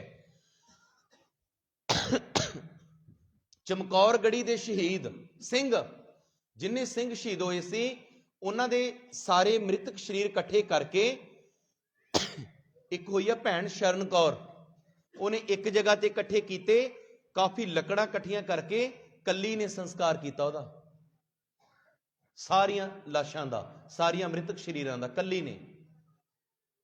ਤੁਹਾਡੇ ਕੋਲੇ ਮੇਰੀ ਉਹ ਭੈਣੋ ਬਹੁਤ ਕੁਝ ਆ ਕਹਿਣ ਸੁਣਨ ਨੂੰ। ਐਵੇਂ ਨਾ ਮੰਗਰ ਲੱਗਿਆ ਕਰੋ ਕਿਸੇ ਪਖੰਡੀ ਦੇ। ਤੁਸੀਂ ਕਲਗੀਧਰ ਦੀਆਂ ਧੀਆਂ ਹੋ। ਹੁਣ ਇੱਥੇ ਇੱਕ ਹੋਰ ਗੱਲ ਸੁਣੋ। ਅਸੀਂ ਨਾਮ ਨਾਲ ਗੁਰੂ ਪਾਤਸ਼ਾਹ ਨੇ ਜਿਹੜੇ ਅਸੀਂ ਜੈਂਟਸ ਆ ਉਹਨਾਂ ਦੇ ਨਾਮ ਨਾਲ ਲਾਇਆ ਸਿੰਘ। ਹਰਪਾਲ ਸਿੰਘ, ਕਰਤਾਰ ਸਿੰਘ, ਮਨਪ੍ਰੀਤ ਸਿੰਘ, ਸਤਨਾਮ ਸਿੰਘ, ਗੁਰਪ੍ਰੀਤ ਸਿੰਘ। ਤੇ ਜਿਹੜੀਆਂ ਗਰਲਸ ਨੇ, ਲੇਡੀਜ਼ ਨੇ, ਉਹਨਾਂ ਦੇ ਨਾਮ ਨਾਲ ਆਇਆ ਕੌਰ, ਮਨਪ੍ਰੀਤ ਕੌਰ, ਗੁਰਲੀਨ ਕੌਰ, ਐਦਾਂ ਕਿੰਨੇ ਹੀ ਨਾਮ, ਗਗਨਦੀਪ ਕੌਰ, ਬਲਵੰਤ ਕੌਰ, ਐਦਾਂ ਦੇ ਕਿੰਨੇ ਹੀ ਨਾਮ, ਕੌਰ। ਹੁਣ ਸਿੰਘ ਕੀ ਆ ਤੇ ਕੌਰ ਕੀ ਆ ਸੁਣਿਓ। ਪਰ ਅੱਜ ਬੜਾ ਮਾੜਾ ਸਮਾਂ। ਮੈਨੂੰ 1.5-2 ਮਹੀਨੇ ਪਹਿਲਾਂ ਇੱਕ ਕਿਸੇ ਨੇ ਪੋਸਟਰ ਭੇਜਿਆ ਕਬੱਡੀ ਦੇ ਕੱਪ ਦਾ। ਕਹਿੰਦਾ ਵੀਰ ਜੀ, ਉਹ ਸਾਡੇ ਏਰੀਏ ਦਾ ਹੀ ਸੀ, ਕਹਿੰਦਾ ਵੀਰ ਜੀ ਆਹ ਪੋਸਟ ਤੁਸੀਂ ਸ਼ੇਅਰ ਕਰੋ ਫੇਸਬੁੱਕ ਤੇ। ਮੈਂ ਕਿਹਾ ਕਿਉਂ? WhatsApp ਤੇ ਭੇਜਿਆ। ਕਹਿੰਦਾ ਇਹਦੇ ਵਿੱਚ 52-53 ਜਣਿਆਂ ਦੀ ਫੋਟੋ ਲੱਗੀ ਆ, ਕਹਿੰਦਾ ਇੱਕ ਨੂੰ ਛੱਡ ਕੇ ਬਾਕੀ ਕਿਸੇ ਦੇ ਨਾਮ ਨਾਲ ਸਿੰਘ ਨਹੀਂ ਹੈਗਾ। ਕੋਈ ਗਿੱਲ ਸੀ, ਕੋਈ ਢੀਂਡਸਾ, ਕੋਈ ਥਿੰਦ ਸੀ, ਕੋਈ ਫਲਾਨਾ ਸੀ, ਕੋਈ ਬੜੈਚ ਸੀ, ਕੋਈ ਗਿੱਲ ਸੀ, ਕੋਈ ਰੰਧਾਵਾ ਸੀ, ਕੋਈ ਗਰੇਵਾਲ ਸੀ, ਕੋਈ ਕੁਛ ਸੀ। ਕੋਈ ਸਿੰਘ ਨਹੀਂ ਲਾਇਆ ਕਿਸੇ ਨੇ ਨਾਮ ਨਾਲ। ਦੇਖੋ ਹੁਣ ਗੁਰੂ ਨੇ ਜਾਤ ਕੁੱਲ ਖਤਮ ਕੀਤੀ ਸੀ, ਜਾਤ ਕੁੱਲ ਗੋਤ। ਜਦੋਂ ਤੁਹਾਨੂੰ ਅੰਮ੍ਰਿਤ ਦੀ ਦਾਤ ਮਿਲਦੀ ਹੈ ਉਦੋਂ ਕਿਹਾ ਜਾਂਦਾ ਵੀ ਤੁਹਾਡੀ ਜਾਤ ਕੁੱਲ ਗੋਤ ਖਤਮ ਹੈ, ਅੱਜ ਤੋਂ ਬਾਅਦ ਤੁਸੀਂ ਖਾਲਸੇ ਹੋ। ਪਰ ਅੱਜ ਜਿਹੜਾ ਕਲਚਰ ਸਾਨੂੰ, ਮੈਂ ਸ਼ੁਰੂ ਚ ਗੱਲ ਕੀਤੀ, ਮਿਲ ਰਿਹਾ, ਉਹ ਚ ਅਸੀਂ ਸਿੱਖ ਅਖਵਾਉਣ ਚ ਪ੍ਰਾਊਡ ਮਹਿਸੂਸ ਨਹੀਂ ਕਰਦੇ, ਅਸੀਂ ਸਿੰਘ ਲਾਉਣ ਚ ਪ੍ਰਾਊਡ ਮਹਿਸੂਸ ਨਹੀਂ ਕਰਦੇ, ਅਸੀਂ ਗੋਤ ਲਾਉਣ ਚ ਪ੍ਰਾਊਡ ਮਹਿਸੂਸ ਕਰਦੇ ਹਾਂ। ਜਿਹੜਾ ਕਲਗੀਧਰ ਪਾਤਸ਼ਾਹ ਨੇ ਵਰਜਿਤ ਕੀਤਾ, ਮਨਾ ਕੀਤਾ, ਬੈਨ ਕੀਤਾ। ਹੈਰਾਨੀ ਹੁੰਦੀ ਹੈ ਕਿੱਧਰ ਨੂੰ ਜਾ ਰਹੇ ਹਾਂ। ਬੇਮੁਖ ਹੋਏ ਰਾਮ ਤੇ ਪਰਮੇਸ਼ਰ ਤੇ ਭੁੱਲੇ ਆ। ਸਾਰੇ ਰੋਗ ਵਿਆਪ ਰਹੇ ਨੇ ਕਿ ਨਹੀਂ ਵਿਆਪ ਰਹੇ? ਬੋਲੋ। ਚਾਰੇ ਪਾਸਿਓਂ ਦੁਖੀ ਹਾਂ ਕਿ ਨਹੀਂ? ਬੋਲੋ। ਜਿਹਨੂੰ ਛੇੜ ਲਾ, ਤੁਸੀਂ ਨਾ ਕਿਸੇ ਨੂੰ ਆਪਣਾ ਦੁੱਖ ਸੁਣਾਉਣ ਲੱਗ ਜਾਓ। ਤੁਸੀਂ ਇੱਕ ਸੁਣਾਓਗੇ, ਅਗਲਾ 4 ਸੁਣਾ ਕੇ ਚਲਿਆ ਜਾਂਦਾ। ਆਖੋ ਸਤਨਾਮ ਸ਼੍ਰੀ ਵਾਹਿਗੁਰੂ। 4 ਇੰਨੀ ਦੁਖੀ ਦੁਨੀਆ। ਕੋਠੇ ਚੜ ਕੇ ਵੇਖਿਆ ਘਰ ਘਰ ਇਹ ਅੱਗ। ਬਸ ਕਿਸੇ ਦਾ ਪਤਾ, ਕਿਸੇ ਦਾ ਨਹੀਂ ਪਤਾ। ਸ਼ਾਇਦ ਜਿਹਦਾ ਨਹੀਂ ਪਤਾ, ਜਿਹੜਾ ਟਕਿਆ, ਉਹ ਜ਼ਿਆਦਾ ਦੁਖੀ ਹੋਵੇ, ਕਈ ਗੁਣਾ ਦੁਖੀ ਹੋਵੇ। ਉਹ ਪੋਸਟਰ ਭੇਜਿਆ, ਉਹ ਤੇ ਕਿਸੇ ਨਾਮ ਨਾਲ ਸਿੰਘ ਨਹੀਂ ਲਾਇਆ। ਗੁਰੂ ਗੋਬਿੰਦ ਸਿੰਘ ਮਹਾਰਾਜ ਸੱਚੇ ਪਾਤਸ਼ਾਹ ਜੀ ਨੇ ਆਨੰਦਪੁਰ ਸਾਹਿਬ ਦੀ ਧਰਤੀ ਤੇ ਸਨ 1666 ਈਸਵੀ ਦੇ ਵਿੱਚ ਜਦੋਂ ਖੰਡੇ ਬਾਟੇ ਦੀ ਪਹਲ ਦਿੱਤੀ ਹੈ, ਪਹਿਲਾਂ ਦਿੱਤੀ, ਪਹਿਲਾਂ ਖਾਲਸਾ ਸਾਜਿਆ, ਫਿਰ ਸਜੇ ਹੋਏ ਕੋਲੋਂ ਆਪ ਸਜੇ ਨੇ। ਆਖੋ ਸਤਨਾਮ ਸ਼੍ਰੀ ਵਾਹਿਗੁਰੂ। ਹੁਣ ਜਿਹੜੇ ਕਹਿੰਦੇ ਨੇ ਨਾ ਵੀ ਅੰਮ੍ਰਿਤ ਦੀ ਕੀ ਲੋੜ ਹੈ, ਉਹਨੂੰ ਦੱਸ ਦਿਆ ਕਰੋ ਵੀ ਇਸੇ ਅੰਮ੍ਰਿਤ ਦੀ ਲੋੜ ਤੇ ਗੁਰੂ ਗੋਬਿੰਦ ਸਿੰਘ ਨੂੰ ਪੈ ਗਈ ਸੀ। ਤੂੰ ਕਿਹੜੇ ਖੇਤ ਦੀ ਮੂਲੀਆਂ? ਆਖੋ ਸਤਨਾਮ ਸ਼੍ਰੀ ਵਾਹਿਗੁਰੂ। ਬੋਲ। ਅੱਜ ਬੜੇ ਤਰਕ ਕਰਦੇ ਨੇ, ਕਹਿੰਦੇ ਜੀ ਅੰਮ੍ਰਿਤਧਾਰੀ ਹੋਣ ਦੀ ਕੀ ਲੋੜ ਹੈ। ਉਹਨੂੰ ਦੱਸ ਦਿਆ ਕਰੋ, ਉਹਨਾਂ ਨੂੰ, ਮੂੜ ਮੱਤਾਂ ਨੂੰ, ਮੂਰਖ ਮੱਤਾਂ ਨੂੰ, ਵੀ ਉਹ ਭਲਿਆ ਮਾਨਸਾ 5 ਪਿਆਰੇ ਸਾਜ ਕੇ, 5 ਨੂੰ ਅੰਮ੍ਰਿਤ ਦੀ ਦਾਤ ਦੇ ਕੇ, 5 ਨੂੰ ਅੰਮ੍ਰਿਤਧਾਰੀ ਬਣਾ ਕੇ, ਉਦੋਂ ਬਾਅਦ ਗੋਡਿਆਂ ਪਰ ਬੈਠ ਕੇ ਪਾਤਸ਼ਾਹ ਹੱਥ ਜੋੜ ਕੇ 5 ਨੂੰ ਕਹਿੰਦੇ ਨੇ, ਕਹਿੰਦੇ ਹੁਣ ਮੈਨੂੰ ਵੀ ਦਾਤ ਦੇ ਦਿਓ। ਆਖੋ ਸਤਨਾਮ। ਹਾਂ, ਜਿਹੜੇ ਅੰਮ੍ਰਿਤ ਬਿਨਾਂ ਗੁਰੂ ਦਾ ਨਹੀਂ ਸਰਿਆ, ਤੁਹਾਡਾ ਤੇ ਸਰੀ ਜਾਂਦਾ ਬਹੁਤਿਆਂ ਦਾ ਅੱਜ ਕੱਲ੍ਹ। ਹੈਰਾਨੀ ਹੁੰਦੀ ਹੈ। ਵਿਚਾਰਿਓ, ਕਲਗੀਧਰ ਦੇ ਪੁੱਤਰੋ ਧੀਓ, ਅੰਮ੍ਰਿਤਧਾਰੀ ਹੋ ਕੇ ਜੀਓ। ਕਲਗੀਧਰ ਦੇ ਪੁੱਤਰੋ ਧੀਓ, ਅੰਮ੍ਰਿਤਧਾਰੀ ਹੋ ਕੇ ਜੀਓ। ਪੁੱਤਾਂ ਵਾਲੇ ਹੋ ਗਏ, ਧੀਆਂ ਵਾਲੇ ਹੋ ਗਏ, ਕੋਠੀਆਂ ਵਾਲੇ ਹੋ ਗਏ, ਕਾਰਾਂ ਵਾਲੇ ਹੋ ਗਏ, ਜ਼ਮੀਨਾਂ ਜਾਇਦਾਦਾਂ ਵਾਲੇ ਹੋ ਗਏ, ਗੁਰੂ ਵਾਲੇ ਨਹੀਂ ਹੋਏ। ਨਹੀਂ ਹੋਏ, ਨਹੀਂ ਹੋਏ। ਹੈਰਾਨੀ ਹੈ, ਬਹੁਤ ਵੱਡੀ ਹੈਰਾਨੀ ਹੈ। ਸਾਰਾ ਕੁਝ ਦੇਤਾ। ਕਈ ਮਿਲਦੇ ਨੇ, ਕਹਿੰਦੇ, ਮੈਂ ਇੱਕ ਸਾਡੇ ਬਜ਼ੁਰਗ ਨੇ ਸ਼ੇਰਪੁਰ ਤੋਂ, ਮੈਂ ਉਹਨੂੰ ਪੁੱਛਿਆ, ਮੈਂ ਕਿਹਾ ਵੀ ਅੰਕਲ ਜੀ ਅੰਮ੍ਰਿਤ ਛਕ ਲਓ ਹਨਾ, ਵੀ ਬੜਾ ਸੋਹਣਾ ਦਾੜਾ ਪ੍ਰਕਾਸ਼ ਹੈ ਸਾਰਾ, ਵੀ ਦੇਖਣ ਨੂੰ ਬੜੇ ਘੈਂਟ ਲੱਗਦੇ ਹੋ ਤੁਸੀਂ, ਮੈਨੂੰ ਬੜੇ ਸੋਹਣੇ ਜਿਹੇ ਲੱਗੇ। ਮੈਂ ਕਹਿਤਾ, ਕਹਿੰਦੇ ਪੁੱਤਰ ਹਲੇ ਮਨ ਸਾਫ਼ ਨਹੀਂ, ਜਦੋਂ ਮਨ ਸਾਫ਼ ਹੋ ਗਿਆ ਫਿਰ ਚੱਕੂ। ਮੈਂ ਕਿਹਾ ਜੇ ਤੇਰਾ ਮਨ ਹੀ ਸਾਫ਼ ਹੋ ਗਿਆ ਫਿਰ ਤੇ ਅੰਮ੍ਰਿਤ ਤੋਂ ਲੈਣਾ ਵੀ ਕੀ ਹੈ। ਮਨ ਸਾਫ਼ ਕਰਨ ਲਈ, ਜੀਵਨ ਨੂੰ ਪਵਿੱਤਰ, ਜੀਵਨ ਨੂੰ ਪਾਕ, ਜੀਵਨ ਨੂੰ ਪ੍ਰਵਾਨ ਕਰਨ ਲਈ, ਗੁਰੂ ਦਰਬਾਰ ਤੇ ਜੀਵਨ ਨੂੰ ਪ੍ਰਵਾਨ ਕਰਨ ਲਈ ਤੇ ਅੰਮ੍ਰਿਤਧਾਰੀ ਹੁੰਨੇ ਆ। ਜੇ ਤੂੰ ਪਹਿਲਾਂ ਹੀ ਪਵਿੱਤਰ ਹੋ ਗਿਆ ਫਿਰ ਤੇ ਫਿਰ ਰਹਿਣੀ ਕੁਛ ਨਹੀਂ। ਦੱਸ ਤੇ ਸਹੀ ਪਵਿੱਤਰ ਕਿਵੇਂ ਹੁੰਦਾ। ਮੈਂ ਕਿਹਾ ਮੈਨੂੰ ਵੀ ਦੱਸ ਦੇ, ਅਸੀਂ ਵੀ ਦੱਸ ਦਿਆ ਕਰਾਂਗੇ ਲੋਕਾਂ ਨੂੰ। ਫਿਰ ਕੋਈ ਜਵਾਬ ਨਹੀਂ। ਲੋਕਾਂ ਕੋਲ ਬਹਾਨੇ ਬੜੇ ਨੇ। ਇੱਕ ਹੋਰ ਮਿਲਿਆ, ਉਹ ਪਤਾ ਕੀ ਕਹਿੰਦਾ, ਕਹਿੰਦਾ ਨਾ ਜੀ ਅਸੀਂ ਅੰਮ੍ਰਿਤ ਨਹੀਂ ਛਕਣਾ। ਉਂਝ ਉਹ ਗਾਉਂਦਾ ਆਮ ਨਗਰ ਕੀਰਤਨਾਂ ਤੇ। ਮੈਂ ਕਿਹਾ ਅੰਮ੍ਰਿਤ ਕਿਉਂ ਨਹੀਂ ਛਕਣਾ? ਕਹਿੰਦਾ ਅਸੀਂ ਗੁਰੂ ਨਾਨਕ ਦੇ ਸਿੱਖ ਹਾਂ, ਅਸੀਂ ਗੁਰੂ ਗੋਬਿੰਦ ਸਿੰਘ ਦੇ ਸਿੱਖ ਨਹੀਂ। ਦੇਖੋ ਬਹਾਨੇ ਆ ਨਾ, ਬਹਾਨੇ ਕਿੱਦਾਂ ਦੇ ਨੇ। ਕਹਿੰਦਾ ਅਸੀਂ ਤੇ ਗੁਰੂ ਨਾਨਕ ਦੇ ਸਿੱਖ ਹਾਂ। ਮੈਂ ਕਿਹਾ ਲਾਨਤ ਤੇਰੇ ਜੰਮਣ ਤੇ। ਆਖੋ ਸਤਨਾਮ ਸ਼੍ਰੀ ਵਾਹਿਗੁਰੂ। ਤੂੰ ਅੰਮ੍ਰਿਤ ਛਕਣਾ ਨਹੀਂ ਛਕਣਾ, ਚੱਲ ਨਾ ਛਕ, ਉਹ ਗੱਲ ਤੇ ਢੰਗ ਦੀ ਕਰ ਲਾ। ਹਾਸਾ ਤੇ ਨਾ ਆਵੇ ਤੇਰੀ ਮੱਤ ਤੇ, ਤੇਰੀ ਗੱਲ ਸੁਣ ਕੇ ਹਾਸਾ ਤੇ ਨਾ ਆਵੇ ਨਾ। ਆਖ ਜੀ ਗੁਰੂ ਨਾਨਕ ਨੇ ਅੰਮ੍ਰਿਤ ਨਹੀਂ ਸੀ ਛਕਿਆ। ਲੈ ਹੁਣ ਇਹਨਾਂ ਦਾ ਹੱਲ ਕਰ ਲਓ। ਇਹਨਾਂ ਦਾ ਦੇਖੋ ਤੁਸੀਂ, ਬੜੀ ਕਮਾਲ ਦੀ ਦੁਨੀਆ ਆ। ਮੈਂ ਗੱਲ ਰੁਕਿਆ ਸੀ ਸਿੰਘ ਤੇ ਕੌਰ ਤੇ। ਸਿੰਘ ਦਾ ਅਰਥ ਆਮ ਕੀਤਾ ਜਾਂਦਾ ਵੀ ਕਹਿੰਦੇ ਸ਼ੇਰ। ਸ਼ੇਰ ਨਹੀਂ ਹੈ। ਜਿਹੜਾ ਤੁਹਾਡੇ ਨਾਮ ਨਾਲ ਸਿੰਘ ਲੱਗਦਾ ਉਹਦਾ ਅਰਥ ਸ਼ੇਰ ਨਹੀਂ ਹੈ। ਤੁਹਾਡੇ ਜਿਹੜਾ ਨਾਮ ਨਾਲ, ਸਾਡੇ ਜਿਹੜਾ ਨਾਮ ਨਾਲ ਸਿੰਘ ਲੱਗਦਾ ਭੈਣੋ ਵੀਰੋ, ਉਸ ਦਾ ਮਤਲਬ ਹੈ ਸਿੰਘਾਸਨ ਤੇ ਬੈਠਣ ਵਾਲਾ ਬਾਦਸ਼ਾਹ। ਸਿੰਘ ਮਤਲਬ ਸਿੰਘਾਸਨ ਦਾ ਮਾਲਕ। ਆਖੋ ਸਤਨਾਮ ਸ਼੍ਰੀ ਵਾਹਿਗੁਰੂ। ਸਿੰਘਾਸਨ ਦਾ ਮਾਲਕ। ਤੁਹਾਨੂੰ ਸਿੰਘ ਬਣਾਉਣ ਲਈ ਕਿਸੇ ਨੇ 4-4 ਪੁੱਤ ਮਰਵਾਏ ਨੇ। ਤੁਹਾਨੂੰ ਸਿੰਘ ਬਣਾਉਣ ਲਈ ਕਿਸੇ ਨੇ ਆਪਣਾ ਪਿਤਾ ਵਾਰਿਆ। ਤੁਹਾਨੂੰ ਸਿੰਘ ਬਣਾਉਣ ਲਈ ਕਿਸੇ ਨੇ ਆਪਣੇ ਮਹਿਲਾਂ ਤੋਂ ਵੱਡੇ ਕਿਲੇ ਛੱਡੇ। ਤੁਹਾਨੂੰ ਸਿੰਘ ਬਣਾਉਣ ਲਈ ਕੋਈ ਮਾਛੀਵਾੜੇ ਦੇ ਜੰਗਲਾਂ ਦੇ ਵਿੱਚ ਨੰਗਾ ਤੁਰਿਆ, ਪੈਰੋਂ ਕੰਡੇ ਲੱਗੇ, ਟਿੰਡ ਦਾ ਸਰਾਣਾ ਲਾ ਕੇ ਸੁੱਤਾ ਆ ਪੋਹ ਦੇ ਦਿਨਾਂ ਦੇ ਵਿੱਚ। ਮੀਂਹ ਪੈ ਰਿਹਾ ਸੀ। ਮੀਂਹ ਪੈ ਰਿਹਾ ਸੀ ਦਾ ਮਤਲਬ ਵਸਤਰ ਵੀ ਭਿੱਜ ਗਏ ਹੋਣਗੇ ਗੁਰੂ ਪਿਤਾ ਜੀ ਦੇ, ਪੈਰ ਵੀ ਨੰਗੇ ਨੇ। ਤੇ ਨੰਗੇ ਪੈਰ ਜਦੋਂ ਭੈਣੋਂ ਹੁੰਦੇ ਨੇ, ਤੁਹਾਨੂੰ ਪਤਾ ਸਾਡੇ ਪੈਰਾਂ ਦਾ ਜਿਹੜਾ ਮਾਸਾ ਹੋਰ ਵੀ ਪੋਲਾ ਹੋ ਜਾਂਦਾ। ਜੇ ਅਸੀਂ ਘੰਟਾ ਪਾਣੀ ਵਿੱਚ ਰਹਿ ਜਾਈਏ, ਘੰਟਾ ਕਿੰਨਾ ਪੋਲਾ ਹੋ ਜਾਂਦਾ। ਕਈ ਵਾਰੀ ਚਿੱਟਾ ਚਿੱਟਾ ਨਿਕਲ ਆਉਂਦਾ ਪਾਣੀ ਥੱਲੋਂ, ਅੱਡੀਆਂ ਦਾ ਮਾਸ ਪੈਰਾਂ ਦਾ ਨਾ।